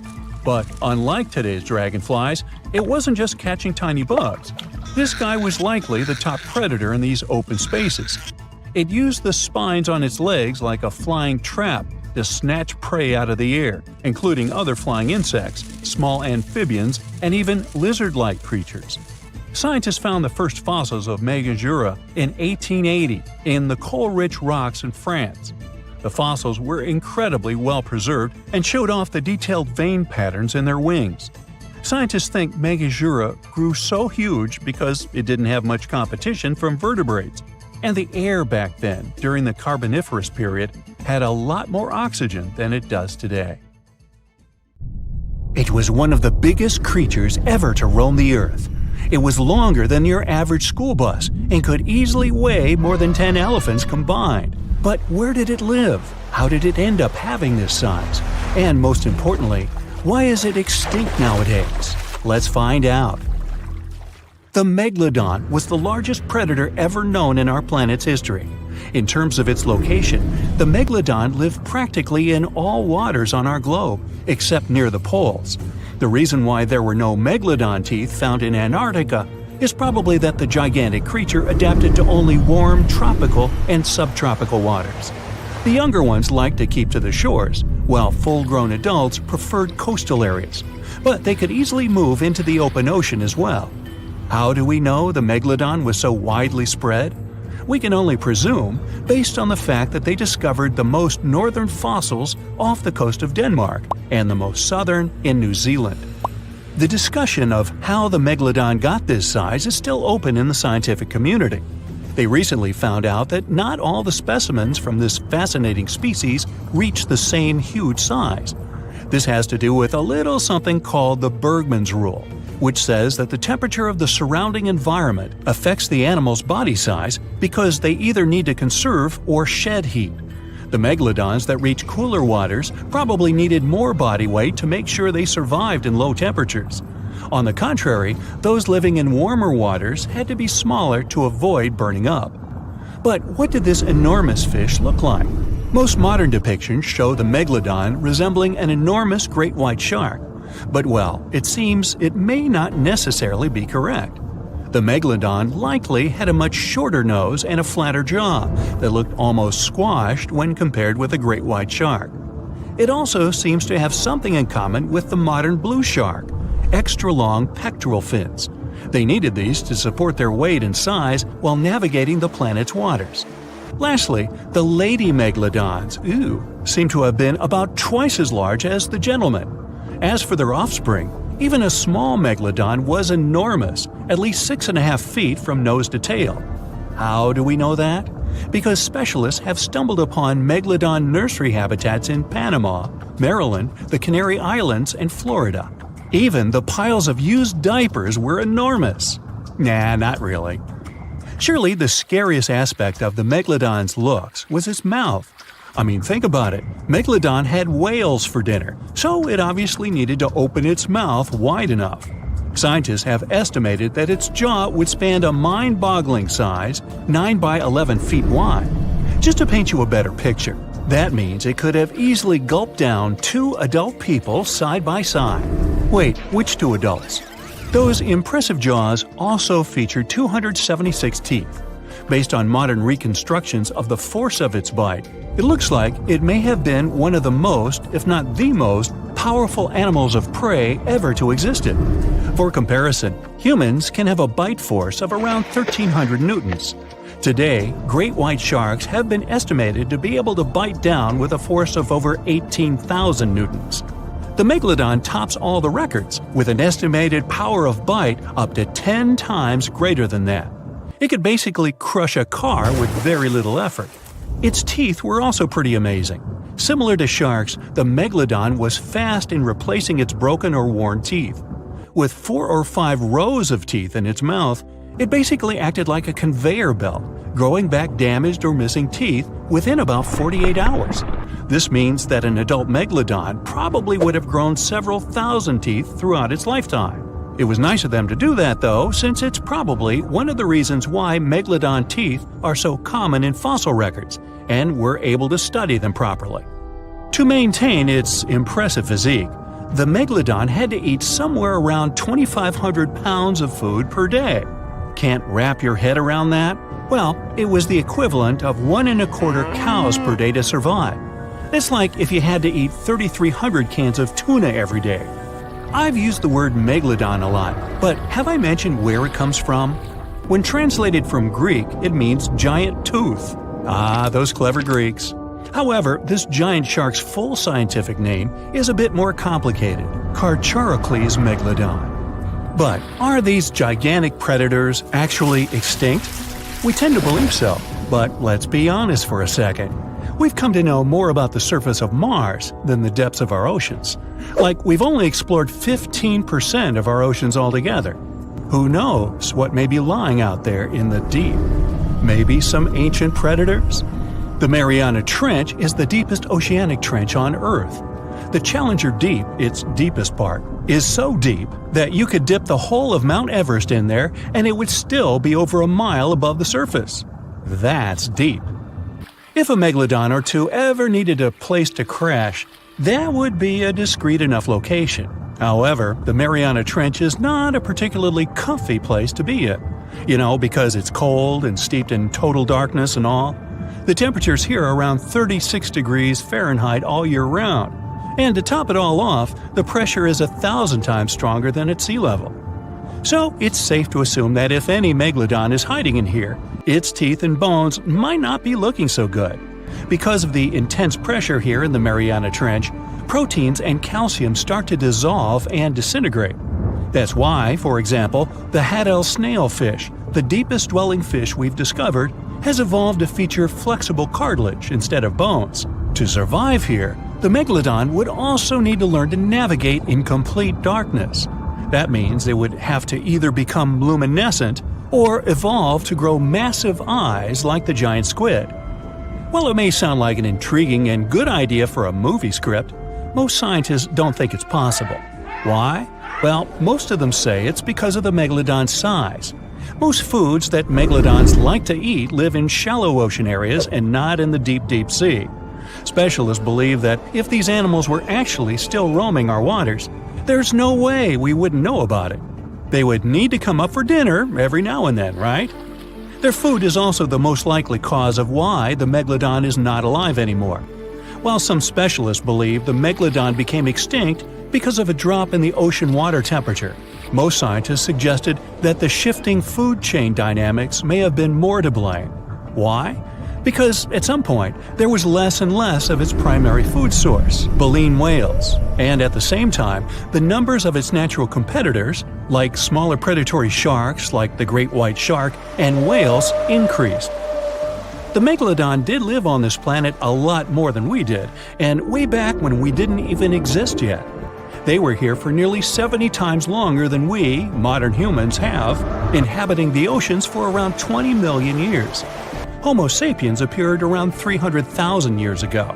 The megalodon managed to survive for so long mostly because of its unbeatable size. I mean, they can make a meal out of almost everything in the sea at the time. We may think about both of them as prehistoric creatures, but the megalodons and the dinosaurs never coexisted on Earth. The dinosaurs probably died out about 66 million years ago.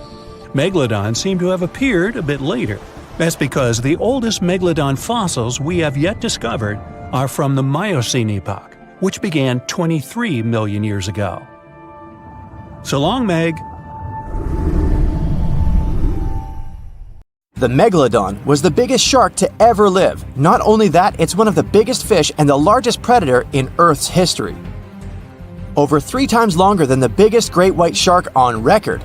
The females have also been found to be twice the size of the males. The megalodon could swallow a small car without even touching its teeth, if cars had been around then. In fact, the Meg was so big and powerful that it had no natural predators. It was the uncrowned king of the seas, swimming freely from ocean to ocean. This cosmopolitan creature was found all over the world from America to Europe and Australia and Japan, assuming there were countries back then. Meg fossils have been found on every continent except Antarctica. Everybody skips Antarctica. Science tells us that the megalodon went extinct over 3.6 million years ago, but could they still be alive at the deepest depths of the ocean? The fearsome name, megalodon, comes from two Greek words, megas, meaning big, and odont, meaning tooth. Combined, they mean big tooth, and it certainly lived up to its name. Just one of its chompers is the same size as a human head. It had 276 humongous teeth in total, across 5 terrifying rows. In all of history, only a couple of saber-toothed cats and the T-Rex had consistently bigger teeth. Now that's a showdown I'd like to watch. The megalodon vanished millions of years ago, leaving only huge teeth to be found by modern archaeologists. Only around 80% of the ocean has been explored, so who knows what's lurking at the bottom? If you did manage to make it down, it's unlikely that you'll run into Meg though. The sharks, like us, preferred warm coastal waters. Deep ocean living would be too cold for the beasts, and food would be scarce. Their entire bodies would also have to evolve to avoid being squished by the enormous water pressure down there. It's unlikely that they're still around, but not impossible. Now, about the appearance of the megalodon. Scientists believe it didn't look like a great white shark. The megalodon belongs to a different fish family and most likely looked like a giant sand tiger shark. Flattened snout, small eyes. Its dorsal fin moved backward. The sand shark has 2 dorsal fins about the same size. The coloration is light brown with a white belly. It may have had brown-red spots like a sand shark all over its body. We used to think of the megalodon as something scary from the first finds of its fossils. That was back in the Renaissance era. People found some teeth in the rocks. At first, these teeth were thought to be the tongues of dragons or snakes. And here is the first drawing of what the owner of these teeth supposedly looked like. A massive snout with a scary nose and a bunch of razor-sharp teeth. The megalodon is usually described as a sort of giant great white shark, but this is just a common myth. In fact, the ancestors of today's great white existed at the same time as the Meg. But they weren't the best buddies and were even in competition with each other. The great white shark was a better hunter, using its smaller size and agility to snap up Meg's prey quickly. They were also known to eat Meg pups, who were only half their size. This didn't help the whole extinction thing. We also have evidence that megalodons were brutal hunters, kings of the food chain. The first combat tool in their arsenal was the battering ram. The megalodon would take its prey by surprise. It had only one chance to hit it. If it missed, it would take too long for a second round. The maneuverability of the megalodon was comparable to a large truck. While a great white was no match for an adult Meg in a head-to-head fight, they sure weren't scared of stealing their food. This only left the bigger fish and whales for the Meg. But its food supplies began to run out as the whales swam to the cooler new seas. The whales adapted to prefer the colder temperatures, leaving our friend the Meg behind. The megalodons either starved or were frozen into extinction by the Ice Age. Rather than a great white, the megalodon is more like a modern bull shark. It had a short snout, a flat lower jaw, and huge pectoral fins to support its massive weight and size. As scary as they are, these sharks were actually caring family guys. Several megalodon nursery areas have been discovered in Florida, Maryland, and Panama. They gave birth to their young in shallow water environments. We know this from discovering loads of tiny megalodon teeth found in these areas. I wonder if they had nannies too. But how come there are so many megalodon teeth out there for us to analyze? Due to their messy, aggressive eating habits, sharks regularly lose their teeth. They lose a set of teeth every 1 to 2 weeks. That's 40,000 teeth in a lifetime. They must rake in a fortune from the tooth fairy. Because of this, their teeth were continually raining down to the ocean floor. Luckily for us, they're also the hardest part of the shark skeleton, which is why so many teeth have survived and become fossilized. It's fair to say the first discoveries of the Meg's teeth confused people. Early discoverers thought that the Meg's teeth were petrified tongues of ancient serpent creatures. They even used to call them tongue stones. It's also a common myth that the megalodon was around at the same time as the dinosaurs, although this would have been pretty cool. The dinosaurs were wiped out around 66 million years ago, but the megalodons came much later. The oldest Meg fossil is only around 23 million years old, but it's tricky to pinpoint the exact date. After all, calendars weren't invented yet. They became extinct way before humans even evolved. The earliest Homo sapiens, which is a fancy name for the first humans, emerged about 2.5 million years ago. But what if the megalodon shark didn't go extinct? Whale populations have dropped drastically since these guys were last around, so there'd be way fewer whales for them to chomp down on. Whales have also gotten a lot smarter and learned new defensive moves, making them way harder to take down. It's estimated that they ate around 12 tons of food each day. The Kraken is a colossal squid, a legendary sea monster, the biggest hunk of calamari you ever saw. And if this monster had existed, the world would have changed beyond recognition. The Kraken has powerful tentacles, solid muscles with suckers at the end. They're impossible to escape. The Kraken can break a ship in half, or just pull it down into the depths. But the worst thing about the Kraken is its size. According to old sailors' stories, its size is almost 10 soccer fields. Hey, maybe the Kraken could play soccer. The Kraken legends said the monster was so giant that sailors mistook it for a small island. In past centuries, it would have been impossible to defeat such a beast. If the Kraken existed in reality, it might have had offspring. Yeah. In all the world's oceans, there would be giant monsters that could sink any ship. It's unlikely that the Kraken would have competitors in its habitat, so its population would grow strongly. Since the Kraken is enormous, it would need a lot of food, so the population of other large sea animals would fall significantly. Blue whales, great white sharks, other giant squids, all the big sea creatures would be endangered. The Kraken belongs to the cephalopod genus. This species includes squid and octopus, some of the most intelligent creatures on the planet.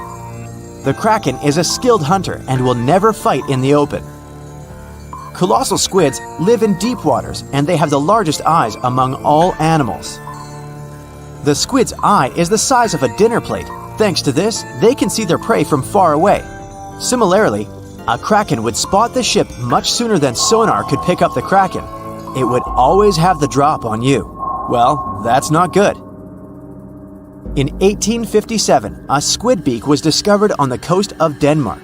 Other huge squid remains were found in the Bahamas, and then scientists were convinced that gigantic squids existed.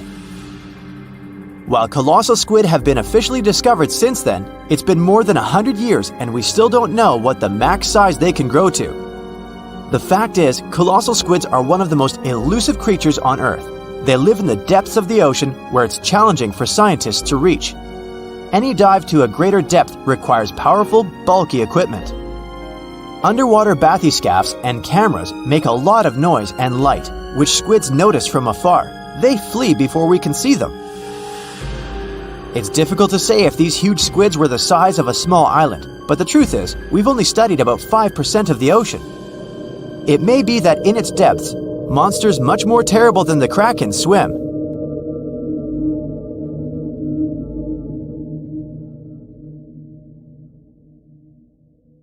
The liger is probably the most popular hybrid animal and an incredibly large cat. You won't see them in the wild.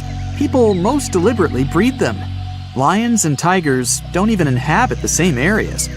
So, a liger is a mix of a male lion and a female tiger, and they can grow to be very big in a pretty short period of time. They're actually the biggest cats in the world. Hercules, the largest recorded liger, is a real example of that. 922 pounds and 10.8 feet long. Imagine taking him for a walk. Ligers are mostly way bigger than either of their parents. In most cases, they behave and look more like lions than tigers. But they have some tiger traits too. For example, striped backs, and they're crazy about swimming. the taigan. Nobody could fault you for thinking the taigan and liger are basically the same animal. I mean, they're both a combination of tigers and lions. But a taigan comes from a crossbreeding of a male tiger and a female lion. They're usually smaller than their parents, and definitely much smaller than their giant, could you call them siblings? In most cases, they inherit charming looks from their tiger fathers, but they get some interesting traits from their mother's side too. For example, love for socialization and the ability to roar. Hands down, one of the rarest hybrid animals in the world are wolfins. These fellas are a mashup of a female bottlenose dolphin and a male false killer whale. Its name might make you think differently, but a false killer whale belongs to the dolphin family. They're not even related to killer whales. Wolfins are such an interesting 50-50 mix and balance of their parents. They have dark gray skin, the perfect blend of a black false killer whale and light gray dolphin skin. Dolphins have anywhere between 80 and 100 teeth. False killer whales have 44. And their hybrid young is halfway, with 66 teeth in total. What would it look like if algae and a slug paired? No need to imagine. You have a green sea slug to check the result. It lives in salt marshes in Canada and New England. And it's possibly the weirdest hybrid creature you'll see in this video, and in general. Part plant, part animal. So, some slugs seem to have been very sneaky while stealing the genes from innocent algae that they have eaten to enable them to look like this. Since they're partially a plant, they can produce the plant pigment called chlorophyll. That means these unusual slugs can even photosynthesize. That's the process plants use to turn sunlight into energy. So they produce their own molecules that contain energy without having to eat anything at all. When scientists first discovered it, a green sea slug was the first case of a multicellular animal that's able to produce chlorophyll. What do you get when you mix a male leopard and a female lion? You get an interesting hybrid called a lepin. These animals grow to be almost as big as lions, but they still have shorter legs, similar to their father leopard. They inherit some of his other traits too, like a love for climbing and swimming. You can have a union with a male lion and a female leopard too, and the result is called a leopard. Male lions are usually around 10 feet long and weigh about 500 pounds. The female leopard is way smaller, only 5 feet long, with a weight of about 80 pounds. The difference in size here is too big, so this pairing really doesn't happen that often. Okay, how about a buffalo and a cow? When you were little, maybe you thought that they could be a good match. But in reality, the combination creates an unusual hybrid animal called a beefalo. Not many types of hybrid animals can reproduce on their own, but a beefalo can do it. When a grizzly and a polar bear get together, it results in a growler bear, or grizzly bear, or grizzlar, whichever you like the most. You can see them even in the wild. These two types of bears have a mutual contempt for one another. Yep, they're not good at living together in a mutual habitat. But even though it's rare, the love can still happen and result in these cute caramel-colored hybrid growler bears. In most cases, they'll be a bit smaller than polar bears, on average 60 inches tall at the shoulder, and approximate weight 1,000 pounds. But they're well equipped for surviving in warmer climates, thanks to the genes they got from their grizzly family side. Now let's get to one pretty tough fella, the jag lion. As its name implies, it's the hybrid of a jaguar and a lion. We don't know much about these intriguing big cats because only a few of them exist. But there was an unintentional mixing between a black jaguar and a lioness, which eventually resulted in two jag-lion cubs. One had a dark gray coat with black spots because of the dominant melanin gene black jaguars usually have. The other one had a lion color and the rosette pattern spots that remind you of a jaguar. Yep, you already know it. There are also ligwars, a hybrid of a female jaguar and a male lion. That's some colorful family. Speaking of wild cats, have you ever heard of a savanna cat? Savanna cats are in both categories of house pets and exotic hybrids, since they're a mix of a domestic cat and a wild African serval hybrid animal. We're talking about striking animals, almost as big as a domestic cat. But what gives them their exotic look are their tall bodies, slender forms, and spotted coats. These cats are extremely loyal, intelligent, and loving creatures. Here's one unexpected mixture: a zebroid. Technically, it's a name people use to describe a hybrid of a zebra and any equine species. But when you pair a zebra and a horse, their young is called a zorse. Zebra hybrids mostly look like whichever animals they've been crossbred with, but with the striped coat of a pure zebra. Most of these hybrid creatures don't even have fully striped coats. You can mostly see the stripes on non-white areas of their bodies and legs.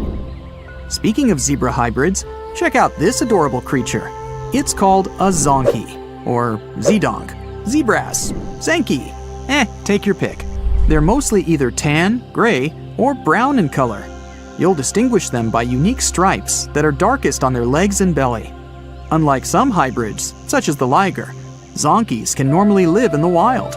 In fact, that's where you can find them, living life to the fullest across savannas and open woodland, mostly in Africa.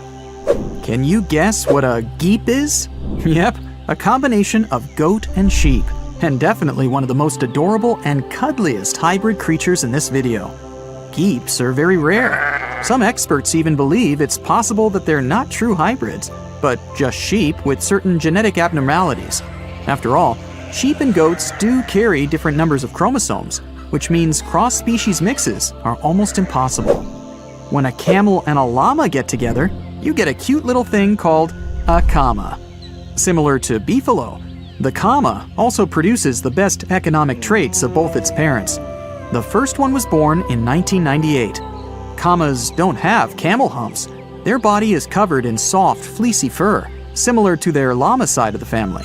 They can drink big amounts of water at a time, so they can survive with almost no water at all for pretty long periods. The coy wolf is a hybrid where nothing looks that unusual to most people, since the coyote and the wolf are not that drastically different in their looks. After all, these two species only diverged around 200,000 years ago. Now they're still able to mate and bring coy wolf cubs to the world. People living in eastern Canada and the US might be familiar with these smart, adaptable animals that inhabit their forests, neighborhood parks, or sometimes even cities. These hybrids have emerged over the past century or so. And they've picked up the characteristics of both their parents. When a coy wolf is fully grown, it's somewhere in between the size of both parents. But it's also 55 pounds heavier than pure coyotes, and has a bigger jaw, longer legs, smaller ears, and a bushier tail. Check out the narluga, an extremely rare creature whose parents are a narwhal and a beluga whale. It's a pretty strange animal, but far from being lonely, they mostly live in the North Atlantic. Scientists had suspected their existence for decades. In 1990, they found an unusual-looking whale skull located in an Inuit hunter's tool shed in Greenland. People from that area said that there were other similar-looking animals, and they fit the description of neither a beluga whale nor a narwhal. People said they had gray skin, narwhal-like tails, and beluga-like flippers.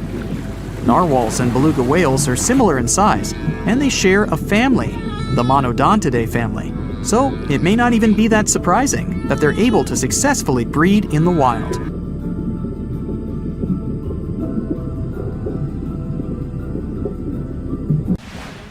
Now, you can't find living dinosaurs nowadays, which is a good thing, mostly, but you can still meet some creatures that might have gone to lunch with them.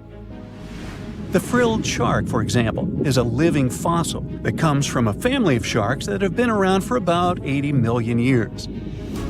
One of the coolest things about it is its long, eel-like body that can grow as long as 6 feet. It has 6 pairs of gills on its throat, which help the frilled shark breathe in the deep, cold ocean where there isn't much oxygen. The shark can move very quickly, like a snake, to catch its prey when it least expects it. Little frilled sharks take an exceptionally long time to grow, up to 3.5 years, which is one of the longest times for any animal with a backbone. The Chinese giant salamander is another living fossil that can tell you what was going on Earth around 170 million years ago. Now, when I say tell, I really mean it, as it can make sounds like hisses, whistles, and barks, and even a noise that sounds like a crying kid. The biggest Chinese salamander found so far weighed 130 pounds, as heavy as 2 Dalmatians, and was almost 6 feet long. Giant salamanders like to be alone. Hey, I want to be alone. And will chase away other salamanders from their space, except when it's time to start a family. During the day, they hide and sleep under rocks. They can make a special substance from their skin that keeps predators away. Now, gharials are reptiles that have been around for about 38 million years. They live in India and Nepal in slow-moving, muddy rivers. Sadly, there are very few gharials left in the wild, less than 100. These creatures can't control their body temperature, so they need to sunbathe to get warm or cool down in the water if they get too hot. Their eyes are close together and face forward, which helps them see in 3 dimensions and judge distances more accurately. Gharials also have a transparent third eyelid that protects their eyes when they're underwater. They have over 100 sharp teeth, but they can't chew their food. Instead, they use their strong jaws to grab prey and then, swallow it whole. The alligator gar is a fish that has a family history of more than 100 million years. It still has some cool features from ancient times, like being able to breathe both air and water. It also has a special spiral-shaped intestine, like a shark. The alligator gar is one of the biggest and heaviest fish in North America. Just like an alligator, it has a long body and snout, plus a row of sharp teeth. But instead of legs, the gar has fins to help it swim underwater. The tuatara isn't a lizard as you might think, and isn't a dinosaur either. This New Zealand resident is one of the most unique animals in the world. Scientists love studying tuataras because they can help us understand how today's lizards and snakes evolved. One of the coolest things about the tuatara is its third eye, called a parietal eye, on its head. It has its own lens, retina, and a nerve that connects it to the brain. Scientists think it might help the tuatara know when it's light or dark outside and absorb sunlight to make vitamin D or help them keep their body temperature exactly right. Tuataras can live an extraordinarily long time, up to 100 years. Cassowaries are the youngsters on our list, as they've been around for only 60 million years. They have some things in common with dinosaurs, like their 3-toed feet and how they breathe. Cassowaries love to eat fruit, lots and lots of fruit. This love of fruit helps the rainforest, because when cassowaries eat the fruit, their bodies don't harm the seeds inside. As they move around the forest, they spread these seeds, you can guess how, with their own natural fertilizer, helping new plants grow. Cassowaries are big birds, about 6 feet tall and weigh over 100 pounds. They have a special claw on each foot that is 5 inches long, and they can use it to kick real fast. If they feel threatened, they can charge, kick, and even jump on someone. They can also leap up to 5 feet in the air. So, the best thing to do is stay far, far away from where they live. The order Notostraca is a group of crustaceans that you may know as tadpole shrimp or shield shrimps. These animals have been around for about 360 million years. They have a wide, flat shell that covers their head, and they have a pair of eyes on top. These creatures can be found all over the world in different kinds of water, like freshwater, brackish water, and even salty pools. They can also look different depending on where they live. Notostracans aren't picky eaters and can snack on pretty much anything, from plants to small animals and other shrimps. Some of them are considered pests in places like California rice paddies because they stir up the mud, which blocks sunlight from reaching the young rice plants. Sturgeons are some of the largest fish species on the planet. They live only in the cool waters of the northern hemisphere and never travel below the equator. Even though they are huge, sturgeons don't have teeth. They eat by sucking food off the bottom of rivers, gulfs, lakes, and oceans.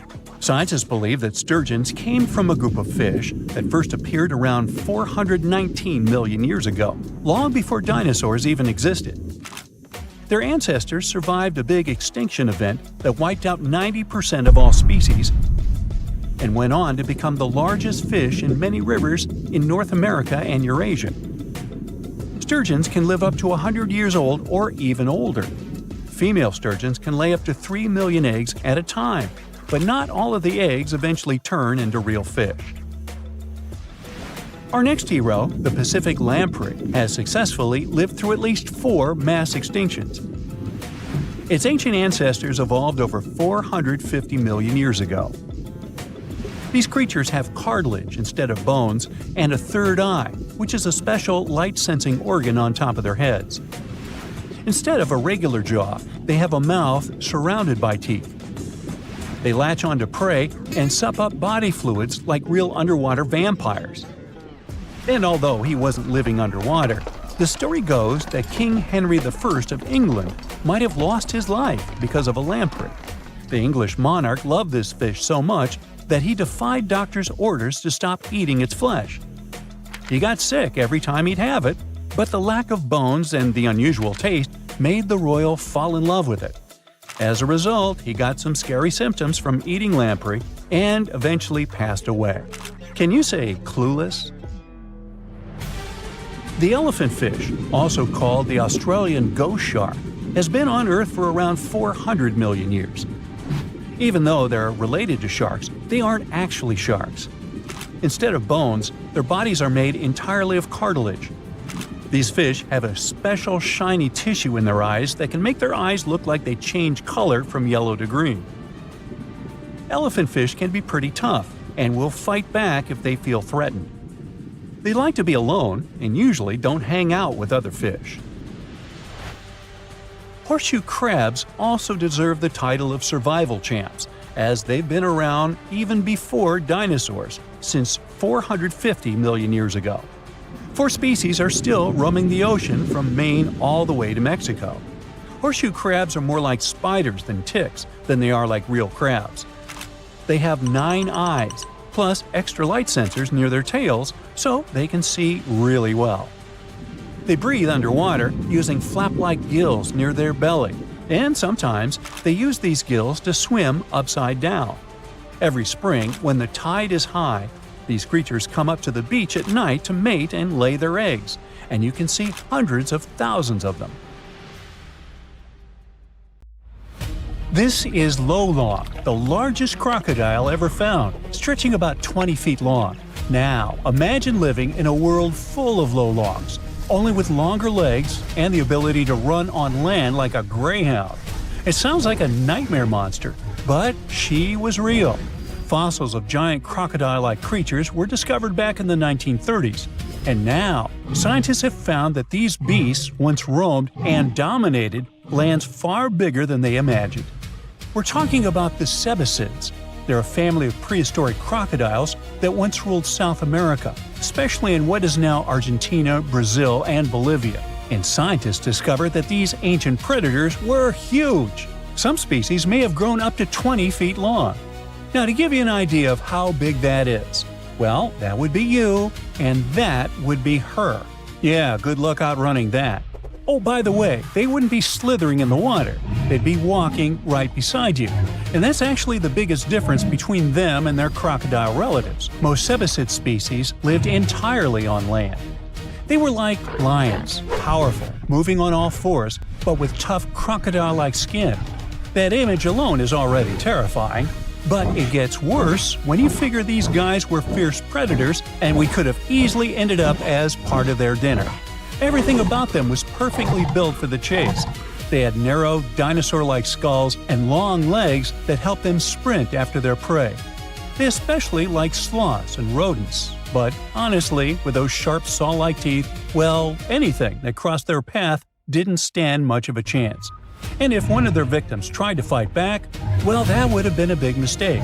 Most of these crocodile ancestor species had tough bony plates under their skin that worked like natural armor. They were seriously tough, but don't worry, you don't have to fear them. Luckily, for us at least, these beasts aren't roaming the earth anymore.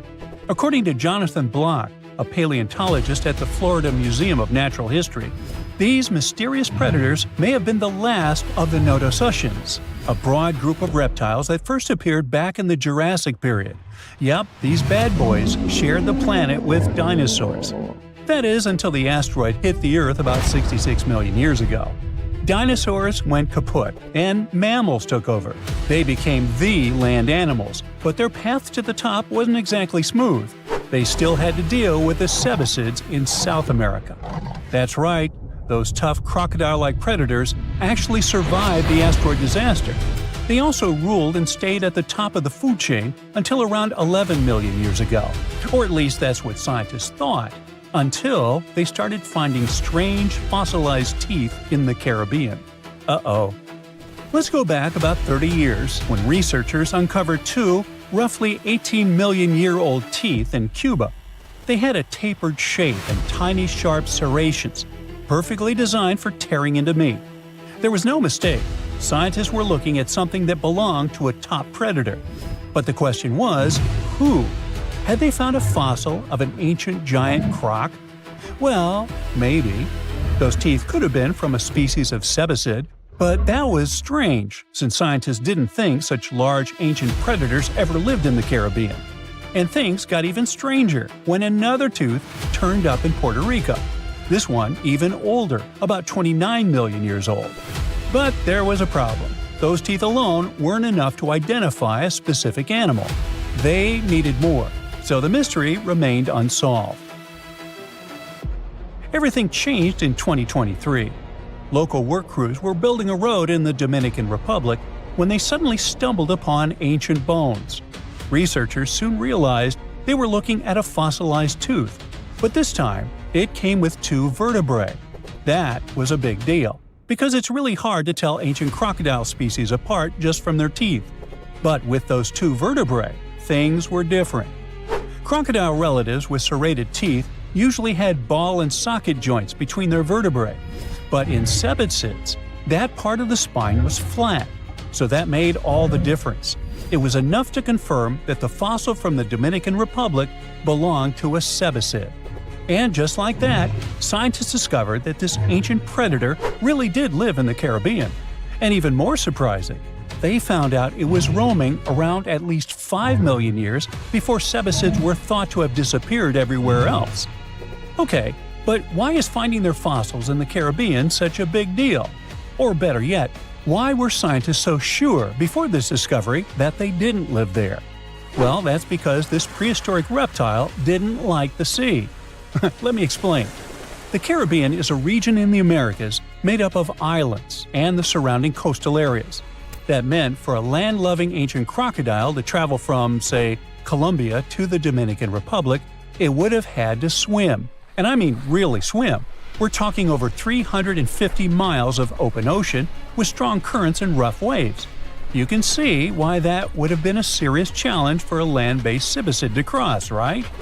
So, that's why scientists thought these prehistoric crocodiles could never have lived in the Caribbean.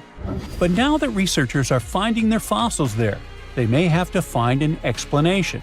And that is where this discovery becomes even more interesting, as it actually supports the Garlandia hypothesis.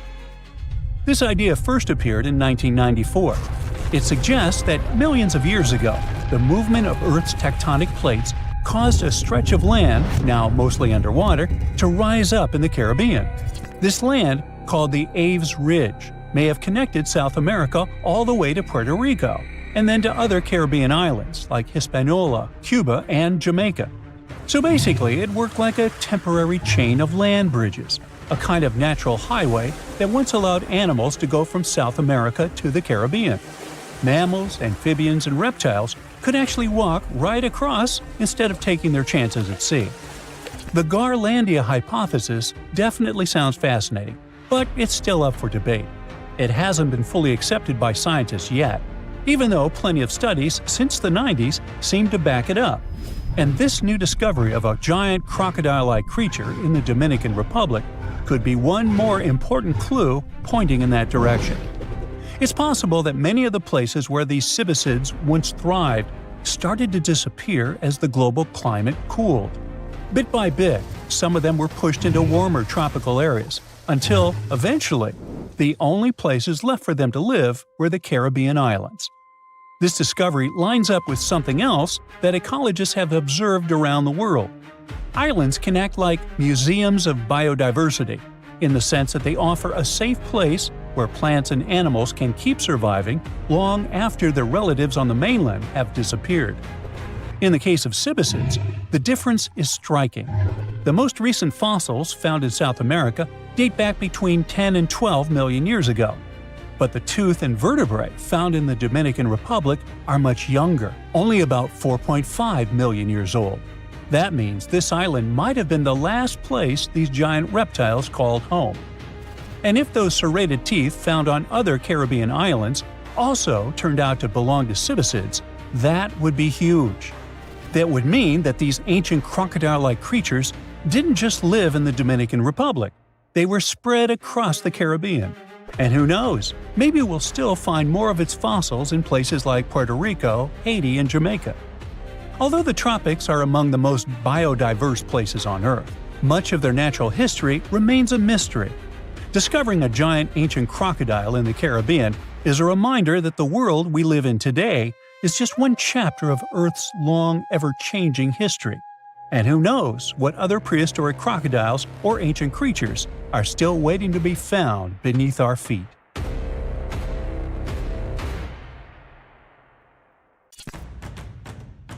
Deep inside the heart of the Amazon rainforest lies a cave so massive it defies logic. Stretching for 2,000 feet, this tunnel is so big a human could easily walk around inside of it. Its walls are etched with deep, mysterious claw marks. But this is just one of many.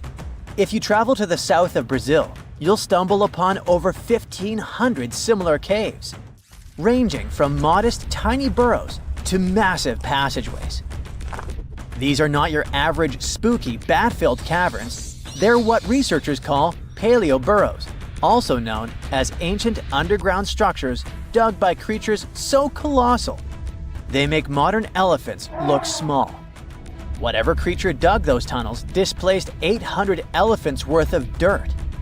I know, it still looks like a normal cave, but experts noticed this one was special because the walls were too neat and rounded, and the floor was too smooth. Besides, no water or erosion leaves such signs of serious digging power. These Brazilian caves are the largest geological records of animal activity on the planet. It's like stumbling into a prehistoric house made by creatures the size of cars. To unlock this mystery, researchers analyzed the scratch marks on the walls and realized they had probably been made by giant ground sloths, a species called valgipes, which could weigh nearly 9,000 pounds and eat your average annual menu in about 3 days. Despite being huge, these animals were not earthbenders. They had to work in groups if they wanted to dig such long tunnels. This is why scientists believe many sloths shared the same tunnel and dug it together. Even some giant armadillos may have helped with the digging. After all, they were ridiculously skilled excavators and lived there too. Okay, but why would a giant sloth or armadillo need a 2,000-foot-long underground lair? Great question. And the truth is, scientists aren't totally sure.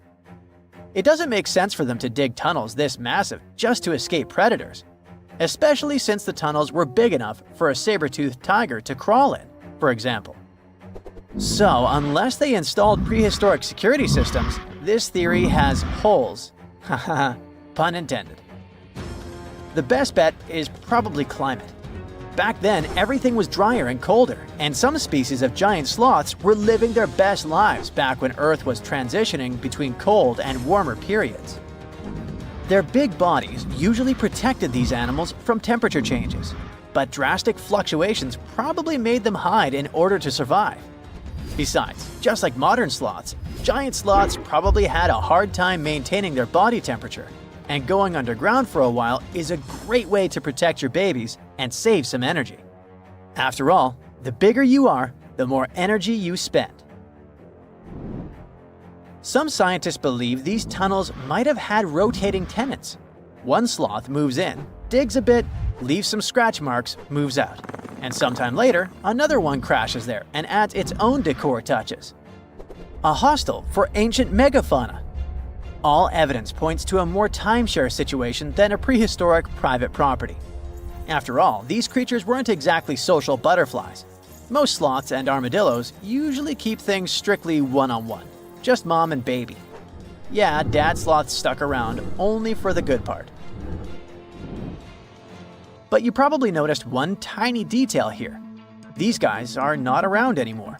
They went extinct 11,000 years ago, right around the time humans started to get popular on Earth, when another ice age was ending.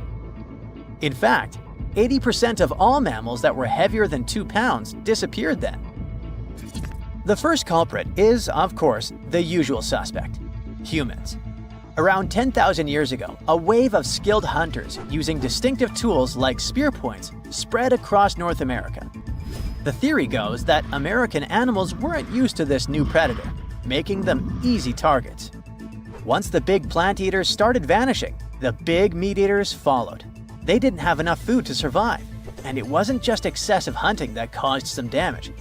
Early humans may have also harmed ecosystems in ways that made survival harder for large species. But wait, there's another suspect: climate change. Around the same time, Earth's climate got a major shakeup. The climate was going from super cold to only slightly cold. Just so you know, Earth's temperature was about 46 degrees Fahrenheit, making seasons change and plants perish. And if plants are no longer around, big animals that eat them, like our friends giant sloths, have less nutrition, making them even more vulnerable. Many scientists now think that both human impact and climate change played a role, just in different ways depending on the region. In some places, humans may have tipped the balance. In others, nature itself did the job. Either way, it was a perfect storm that ended the age of giants. Turns out, being huge isn't always a plus. Giant animals tend to live longer and reproduce slowly, which makes them sitting ducks when disaster strikes. Besides, it takes a long time for these guys to bounce back. After dinos disappeared, for example, it took 15 million years for new mega mammals to stomp onto the scene. The last major extinction happened around 12,000 years ago. Not really enough time for brand new massive beasts to evolve. Today's biggest ground animals, like elephants, rhinos, and bison, aren't newcomers.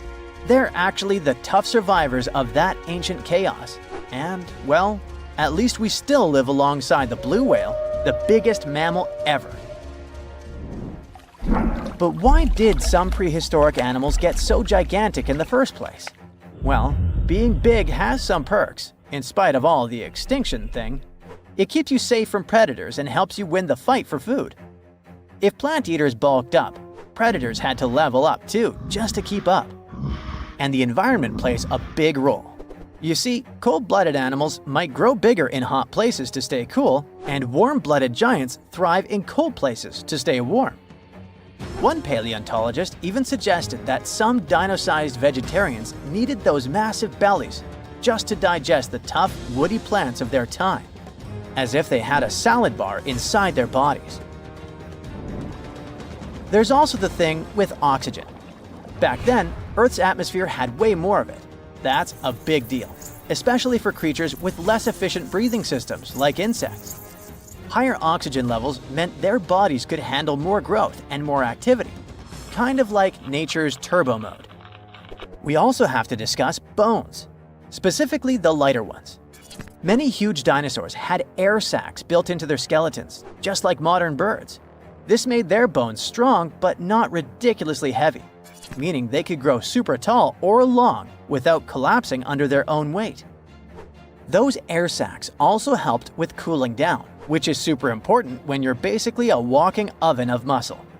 On the flip side, modern mammals are limited by gravity and biology. Bigger bodies need stronger hearts, lungs, and blood pressure just to keep functioning, and land doesn't offer much support.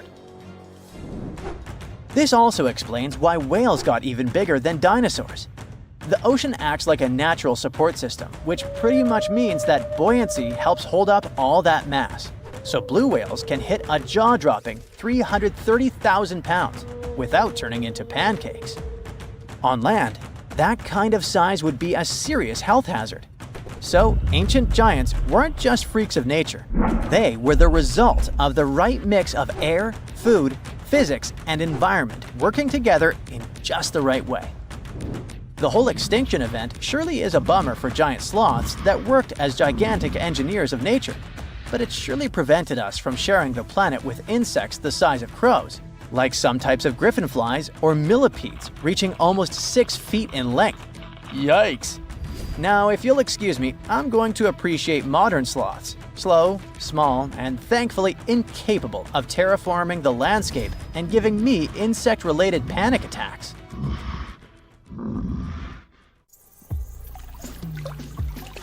Now, of course you know that the Amazon River is famous for its piranhas, bull sharks, and other creatures you don't want to meet. But there are even more dangerous rivers in the world. The deepest of them, the Congo, goes so far down in some sections that even light can't reach there. It's the only major river that crosses the equator twice and carries enough water to fill more than 13 Olympic-sized swimming pools into the Atlantic Ocean every second. Wow! Even the most experienced boaters have trouble passing through all of the river's strong currents, rapids in its upper part, and waterfalls and gorges in the lower section. The Congo currents are so fast and powerful that they even divide animals like mountains and oceans do.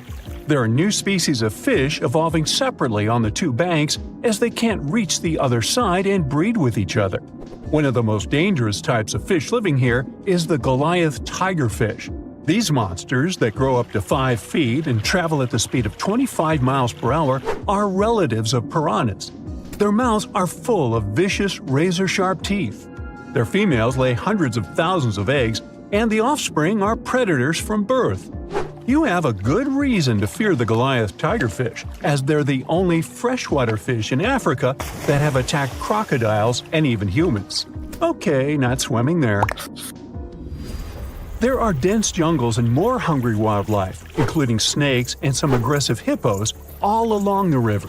Still, it's used as a water highway in Central Africa, so barges traveling on it for weeks are often crowded with up to 2,000 people and capsize every now and then. And if you believe the local folklore, there's one more thing to be afraid of: the one who stops the flow of the rivers, a dinosaur-like beast that is said to live in the Congo River basin. There have been over 100 sightings over the last century, but no one can provide solid evidence the beast is real. At the turn of the 21st century, there was a series of terrible, mysterious stories on the Kali River in Asia. Something described as a mud-colored water pig would drag swimmers underwater in front of terrified eyewitnesses. British biologist Jeremy Wade stepped up to crack the case. He noticed that all the scary incidents were happening in one specific spot, stretching about 4 miles. Villagers told him this creature was growing big and bad from all the food it got. Wade examined the water with a depth sounder and thought it could have been a whirlpool. Then the monster dragged a domestic water buffalo into the water. The buffaloes are big and heavy, so the creature that attacked it would have to be super strong. Saltwater crocodiles don't go so far inland, and the most common local species of crocodiles don't live in cold waters. There were no bull sharks in the area either. Finally, Wade spotted several goonch catfish underwater. Some of them were human-sized. They couldn't capture these monsters with a regular fishing rod, but a special ceremonial construction did the job. The largest fish was 6 feet 7 inches long and 3 times the weight of an average gaunch. It was large enough to take down a human or a large animal, but Wade mentioned there could be even bigger ones living in the Kali River. The Orinoco River in South America is dangerous to navigate because of some crazy curves and strong underwater currents. It's easy to get lost here, even if you have your GPS on. There are sudden waterfalls all along, and you must be prepared to handle those to survive. The river is the only home to a rare Orinoco crocodile and has some pretty scary-looking vampire fish swimming around. This payara fish has sharp, spiky daggers that line their gums and 2 elongated fangs that rise from their lower jaws. Could probably use an orthodontist and some braces, you think? It's a ferocious hunter constantly looking for the next victim, which is going to be a medium or large-sized fish. If a human catches a payara, it will defend itself, leaving cuts, nips, and bites, but there are no known cases of this cutie taking a human life. Well, that's good. The Yellow River in China received its name after its color, but it wasn't always this yellow. It was first formed at least 30 million years ago and shifted its course over 30 times over the centuries. Yellow sediments moving downstream from a plateau in the distance transformed it from clear to muddy. This fine-grained substance piled up at the bottom of the river and formed natural dams. The huge amounts of water that the river carries need to find their way to the sea, and that's when major floods happened, taking several million lives in various epochs. The locals tried to solve the problem by building higher and higher levees, but it only made things worse. Water coming out of the river would now have nowhere to back up, as the riverbed was higher than the surrounding land. This even shifted the river's mouth. Now there are massive dams and dikes all along the river to try to contain it. The Parana River is the second longest in Latin America and has many tributaries.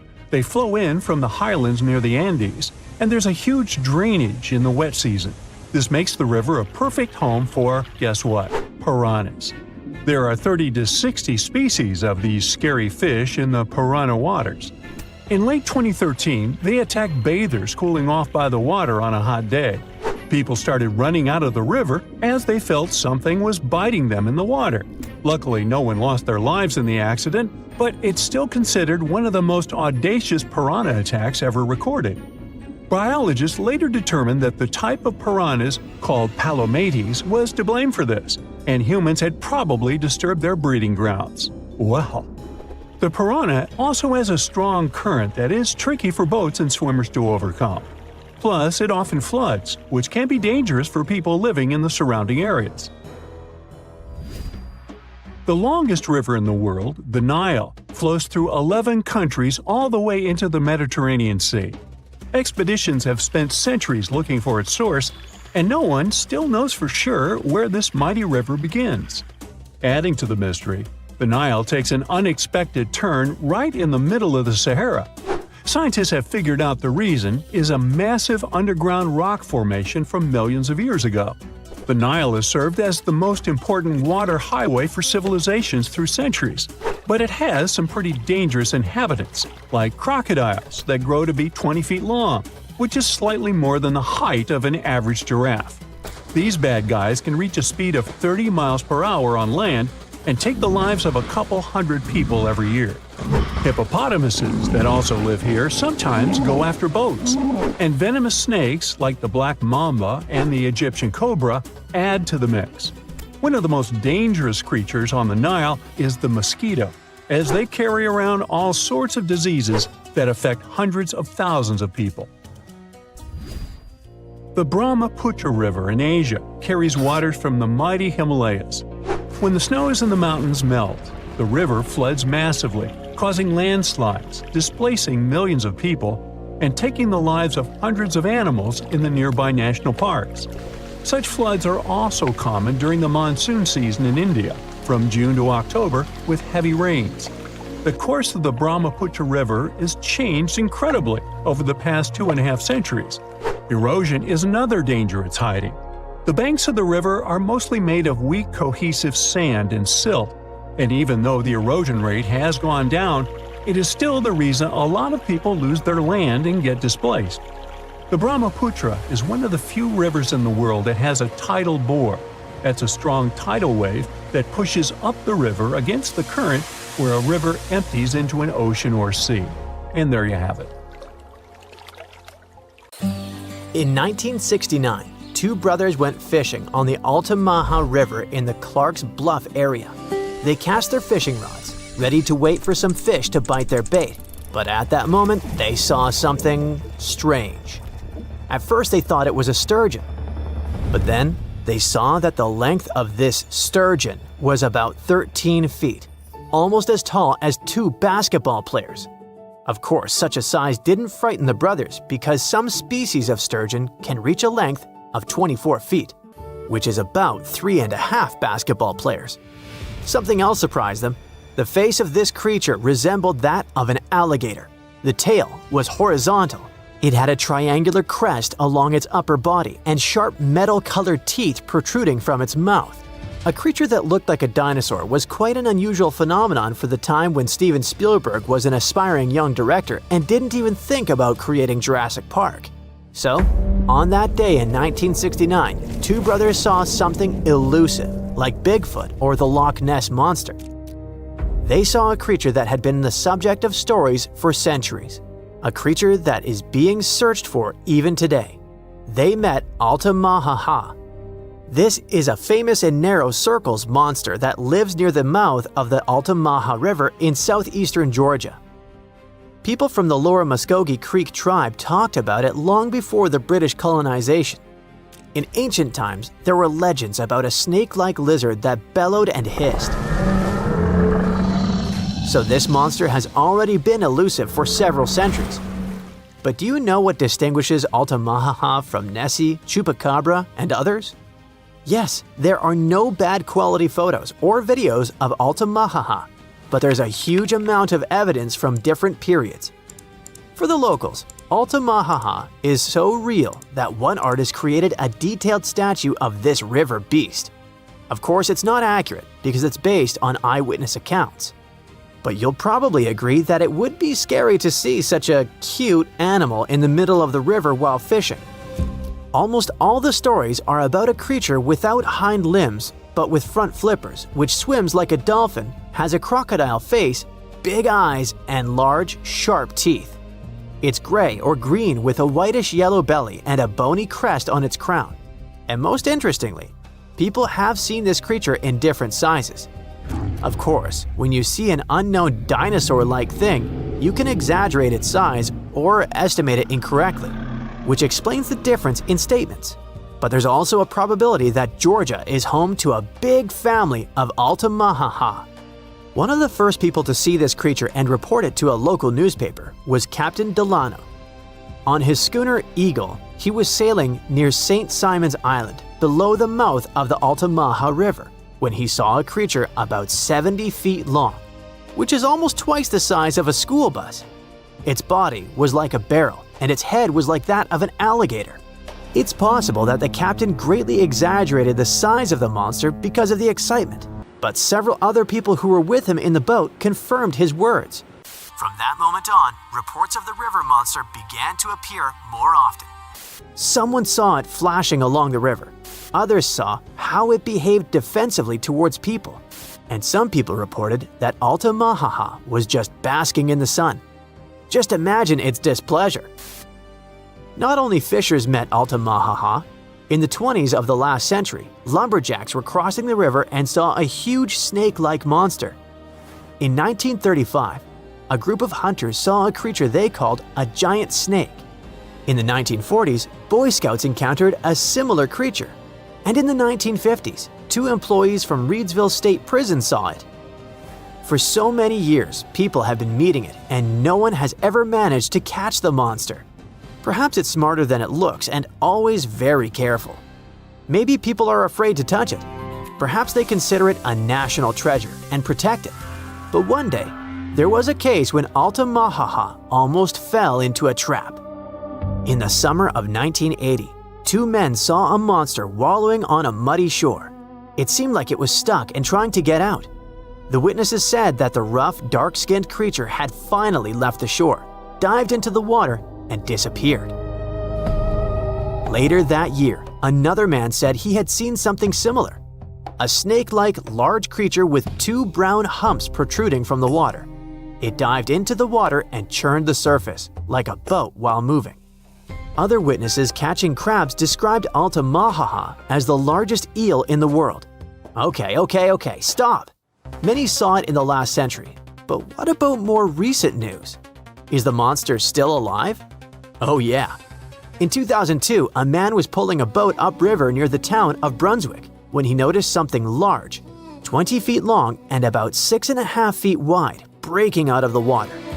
In 2010, a photographer caught something strange on camera floating along a canal in the city of Darien. And these cases are just the ones we know about. Surely, many people have seen this thing but haven't talked about it in newspapers or on the internet. If you don't believe these stories, you can go to Darien, get on a boat, and ride along the river to see this monster with your own eyes. Yes, according to reports, this creature always tries to avoid people. It's very cautious, but all the same, you should not get too close to this water lizard twice the size of a school bus. Go to the Museum of Darien to take a photo of the Altamaha statue. There are also souvenirs with the image of this monster. But let's assume that you or someone else managed not only to take a clear photo of the Altamaha, but also catch it.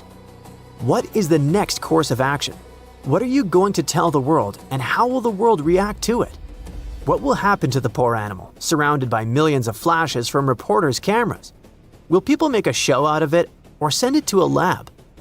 Fortunately, in 2001, scientists already developed an action plan. This plan was drawn up by Scotland's nature agency, NatureScot, since they had concerns about the Loch Ness Monster. At some point, it became too popular and too many people tried to catch it, so the agency became concerned about saving the life of the famous creature. They showed the Nessie contingency plan that can also be used for any unknown animal that lives in water or on land. According to the plan, if the ancient lizard is captured, scientists should take its DNA sample and just release it back into the wild. Fair enough. The animal will receive the same legal protection as other local wildlife in Scotland. All attempts to catch it will be prohibited. But let's imagine that this is exactly what happens. Scientists receive a DNA sample of the Altamaha, the Loch Ness Monster, or other similar creatures. What could those be? Some ancient descendants of dinosaurs? For example, the plesiosaur looks like a distant relative of these monsters. It's huge and has a long neck and a toothy mouth. What if it managed to survive and reach the Altamaha River? Or it may be a completely new, unknown species that lives in deep freshwater. Some people who saw Altamaha said that it had produced a hissing sound. What if it's some kind of ancient python or anaconda that moved from land to water and grew fins?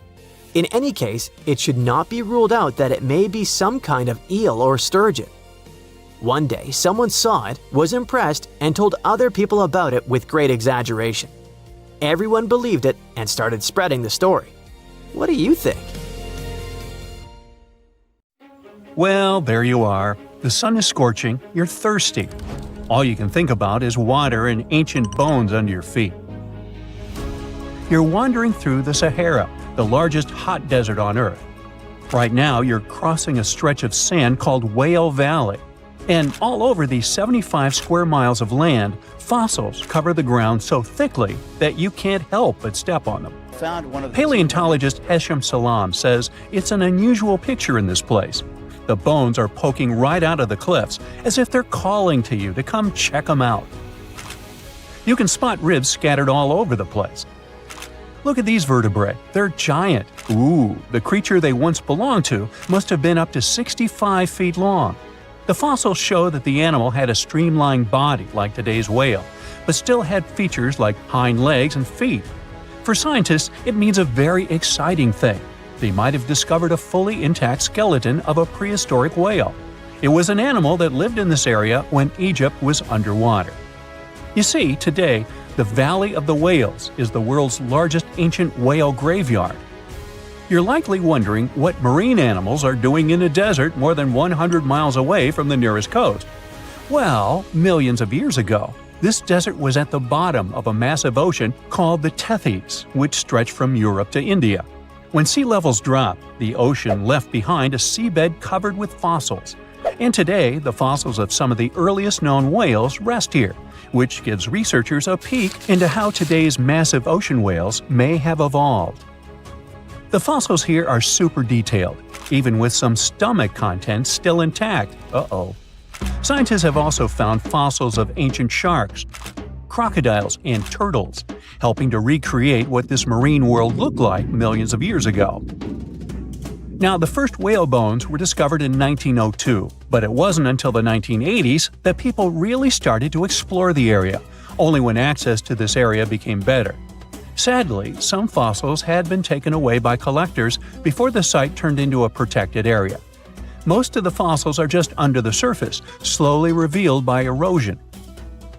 Whale Valley gives us an amazing glimpse into millions of years of ancient coastal marine life. But let's move further. Ancient whale fossils aren't the only discovery you're going to make today. For over 150 years, scientists have been puzzled by a strange creature that lived millions of years ago. But now, thanks to some amazing fossils found in Morocco, they've finally figured it out. Look at them. These creatures are called blah blah blah. Nah, I'm kidding. Stylophorans. They look like flattened armor with a long arm sticking out.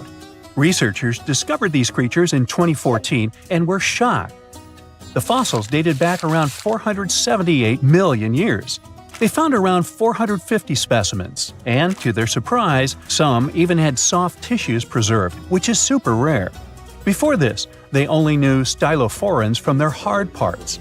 Originally, scientists thought these creatures were good old echinoderms, animals like sea urchins and starfish. But new discoveries prove that they had a core body and feeding arm, similar to modern starfish, complete with a water vascular system to help them move and eat. This finding ends a long debate about where stylophorans fit in the animal family tree. Now we know they're related to echinoderms, but are more advanced because they don't have the typical 5-ray symmetry. Ooh, come here and look at this giant fossil. It was found in the Sahara and gave scientists new insights into the Spinosaurus, the largest carnivorous dinosaur we know about. These 95 million-year-old remains also confirm that it was the first known swimming dinosaur. The Spinosaurus had flat paddle-like feet and nostrils on the top of its crocodile-like head, perfect for staying underwater. It was a pretty weird dinosaur with a long neck, trunk, tail, and a 7-foot sail on its back, so it must have spent a lot of time in the water. At over 50 feet long, Spinosaurus might have been even larger than T-Rex. The first Spinosaurus remains were discovered about 100 years ago in Egypt, but only this new fossil, found in Morocco, helped scientists reconstruct this dinosaur for the first time. Researchers paid attention to the creature's shorter hind limbs and wide claws. These features point to adaptations for life in the water. Its snout and dense bones also suggest it was a swimmer, while its spiked tail likely attracted mates. Hey, good looking, come here often? And here's another astonishing find made in Tunisia, the remains of Machimosaurus rex. Now, so far it's believed to be the biggest crocodile ever. This ancient croc was about 32 feet long and weighed around 66,000 pounds. It was a top predator around 130 million years ago, and its skull was over 5 feet long. Now, this discovery is a big deal because it shows that these crocs stuck around longer than we thought. Before this, scientists believed that they disappeared during a minor extinction event between the Jurassic and Cretaceous periods. Now, let's go back to the fact that the Sahara was once underwater, and some of the largest sea creatures ever lived there. A study published in the Bulletin of the American Museum of Natural History speaks about an ancient body of water called the Trans-Saharan Seaway. It existed between 150 million years ago, covering parts of Western Africa. Scientists spent 2 decades trying to recreate this prehistoric underwater world.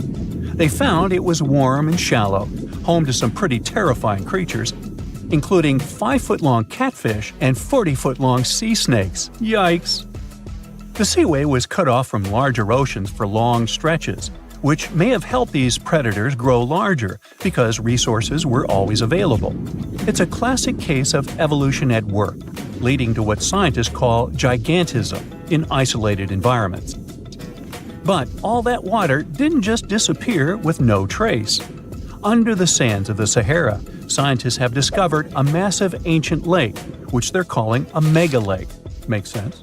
This lake formed around 250,000 years ago when the Nile River flooded the eastern Sahara.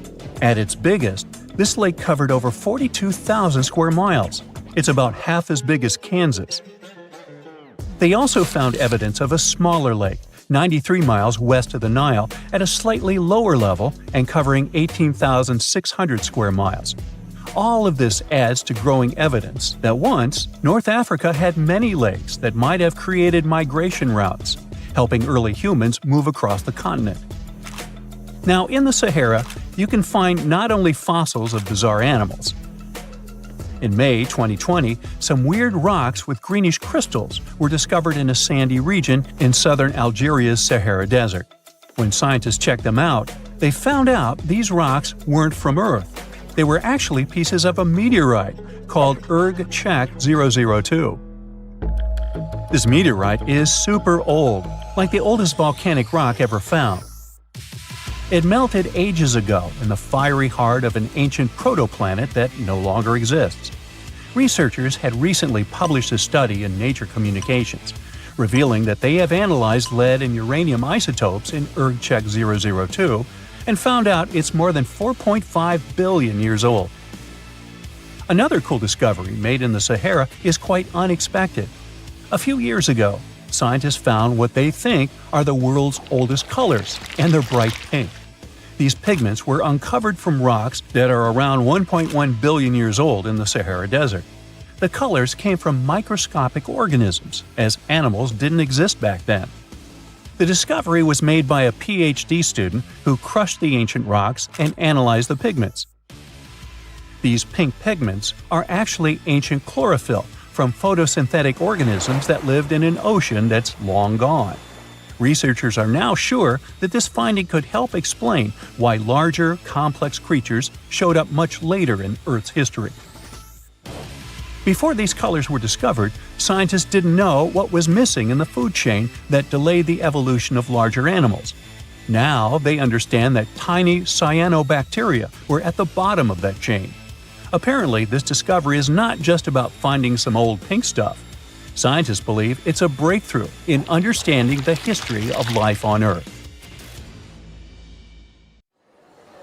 It's the first day of your long-awaited trip to the Amazon forest. You flew all the way to South America. More specifically, you landed in the city of Manaus. It's the heart of the Brazilian Amazon. So far, you've traveled by air, car, and now water. You are on a tiny boat, moving through the dark waters of the Amazon River. Yes, the river is also called the Amazon. And just FYI, it's the second longest river in the world. It loses only to the Nile River in Egypt. The Amazon sprawls for an impressive 2,700 square miles, beginning in Peru and ending only when it meets the Atlantic Ocean off the coast of Brazil. To get a closer look at the forest, you decide to start by exploring it by boat. First up, you watch some piranha fishing. You can even try to catch one yourself if you like. As you may know, piranhas are carnivorous fish that inhabit the Amazon River, so it might not be your best option to go swimming in these waters. One of the most emblematic species of alligators present in the Amazon River basin is the broad-snouted caiman.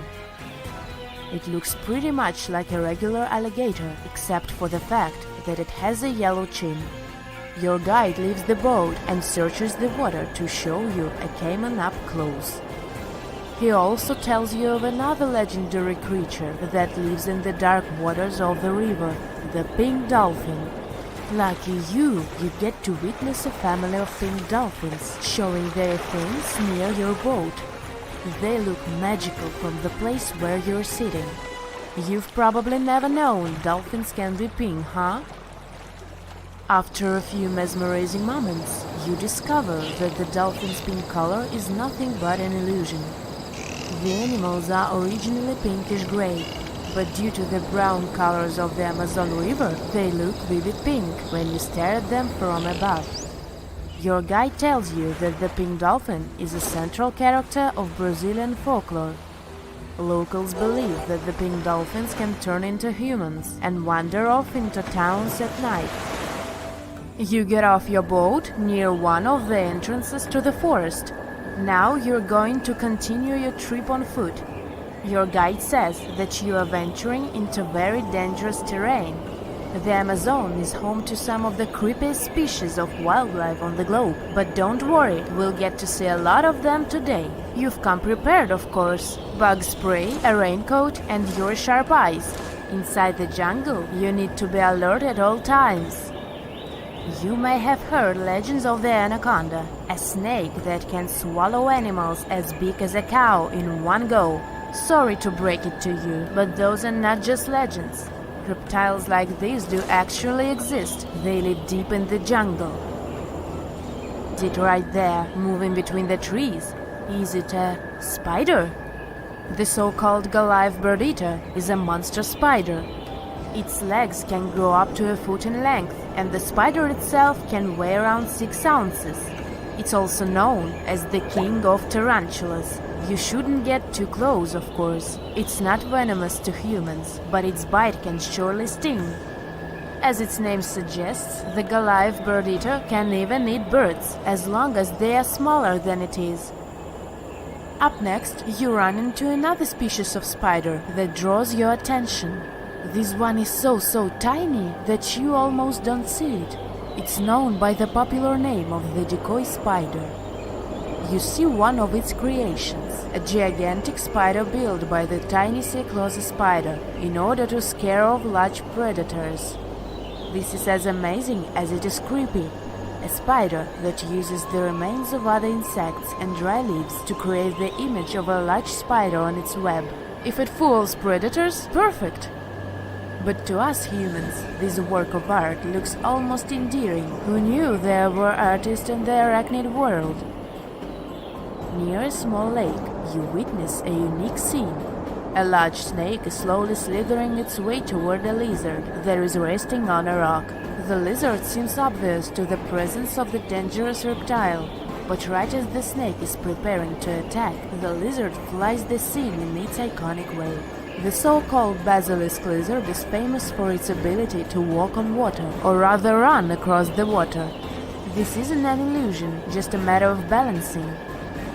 The small lizard moves its legs on top of the water very fast, while its long tail serves as a counterweight. I wish I could do that. If you've ever wondered what a frog looks like on the inside, you've come to the right place. Right in front of your eyes, there is a rare local species of frog. It's known as the glass frog. This species of amphibian has a type of transparent skin that is completely see-through. In other words, you can see the frog's interior with astounding clarity. It's as if you had X-ray vision. Moving on with your journey, soon you come across a pond. Floating on its water is probably the biggest water lily you've ever seen in your life. These huge plants are also known as the Victoria Amazonica. They can measure up to 8 feet across and hold the weight of a grown-up person. But I wouldn't recommend trying to climb on it if I were you.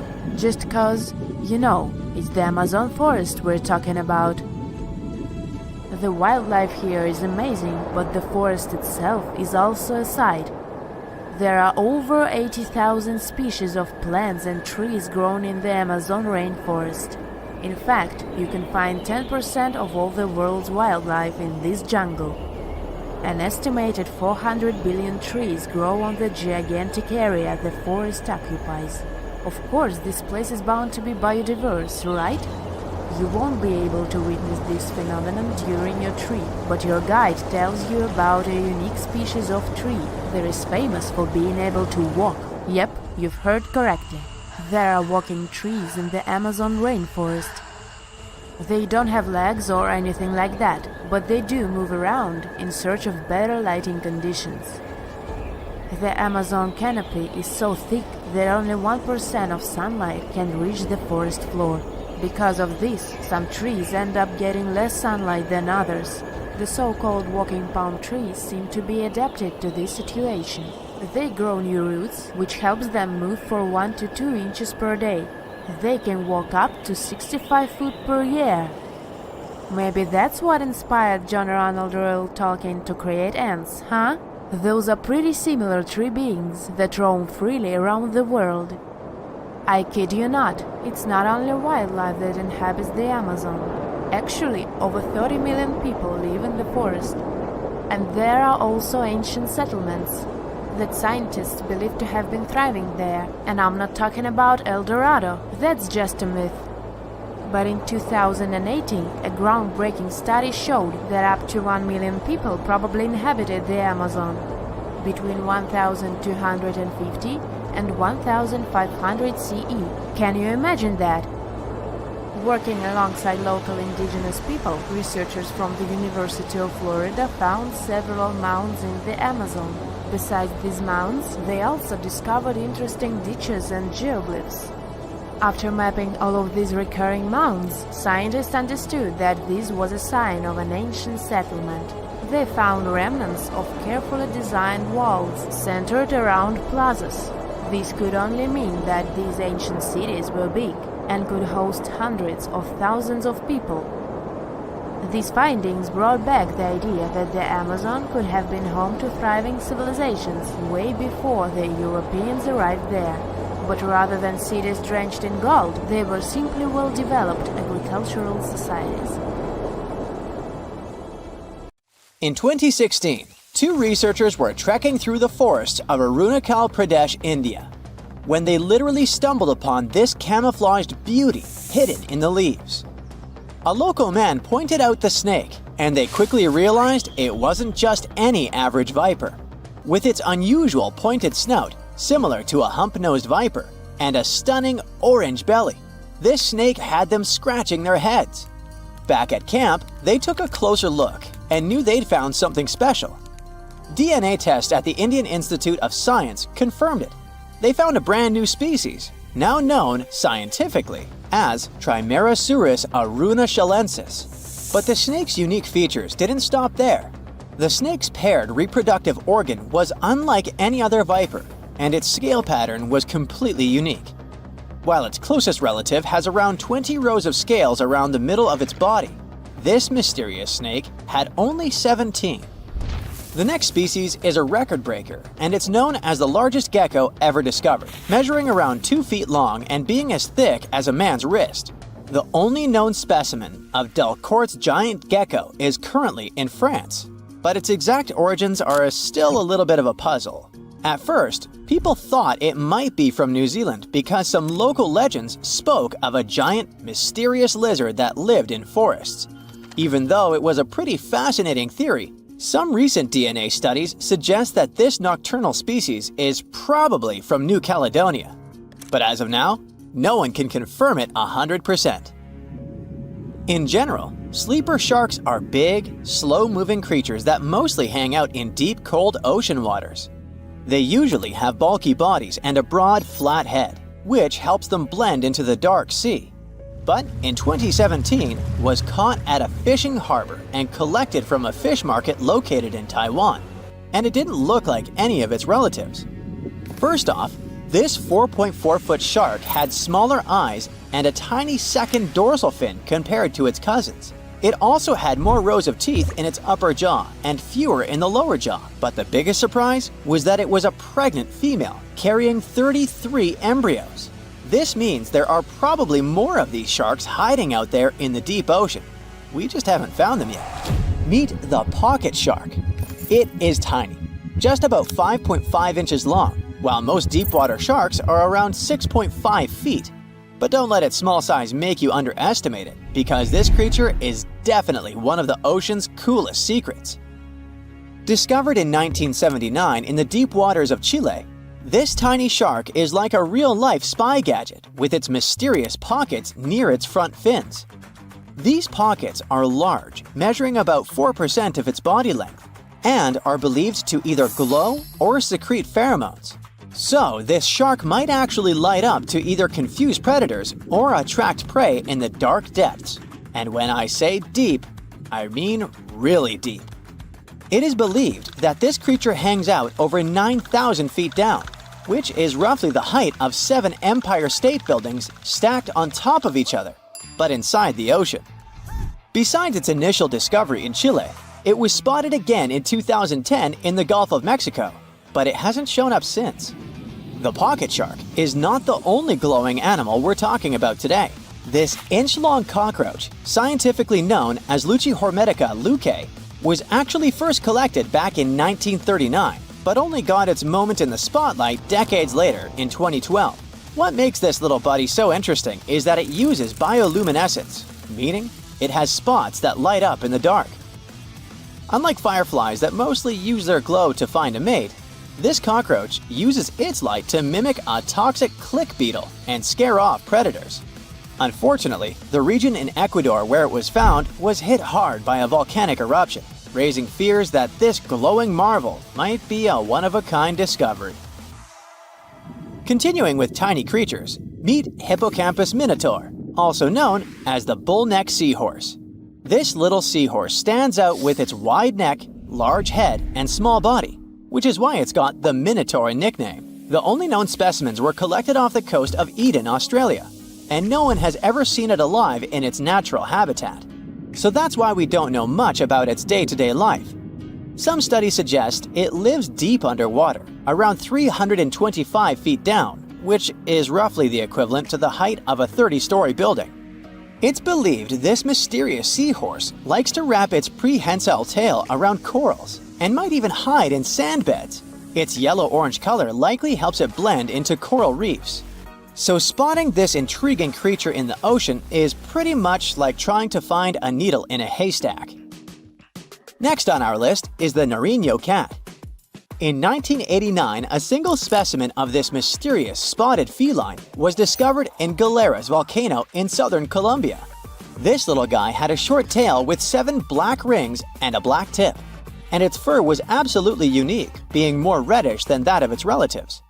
Understanding that it wasn't an ordinary animal, researchers decided to visit a bunch of museums all over Latin America to find similar felines, but they came up pretty empty-handed. Then, DNA analysis confirmed that it was unlike any other known cat, having split from its closest relatives around 1.9 million years ago. The Bogota sun angel is a hummingbird with a stunning purple color and black flight feathers, plus a bright green chin and crown. For years, we only knew of one specimen that was bought in Bogota, Colombia back in 1909, and that was pretty much it. Nobody knew much more about this beautiful and mysterious bird. But that changed in 2017, when a study decided to analyze its DNA once again. The results suggest that the Bogota sun angel might not be a completely separate species after all. It looks like it is actually a hybrid, meaning it was a mix of hummingbirds from 2 different species. And it's likely that its mother was a long-tailed sylph, which is a gorgeous hummingbird that mostly lives in the Andes in South America. The spotted green pigeon, also known as the Liverpool pigeon, is like the unicorn of the bird world. It was first described in 1783 by an English physician named John Latham, who saw it once and that's it. Since then, no one has ever doubted that it was a pigeon, and many researchers were convinced it was a distinct species. But recent DNA studies revealed that this bird could actually be closely related to the famous dodo.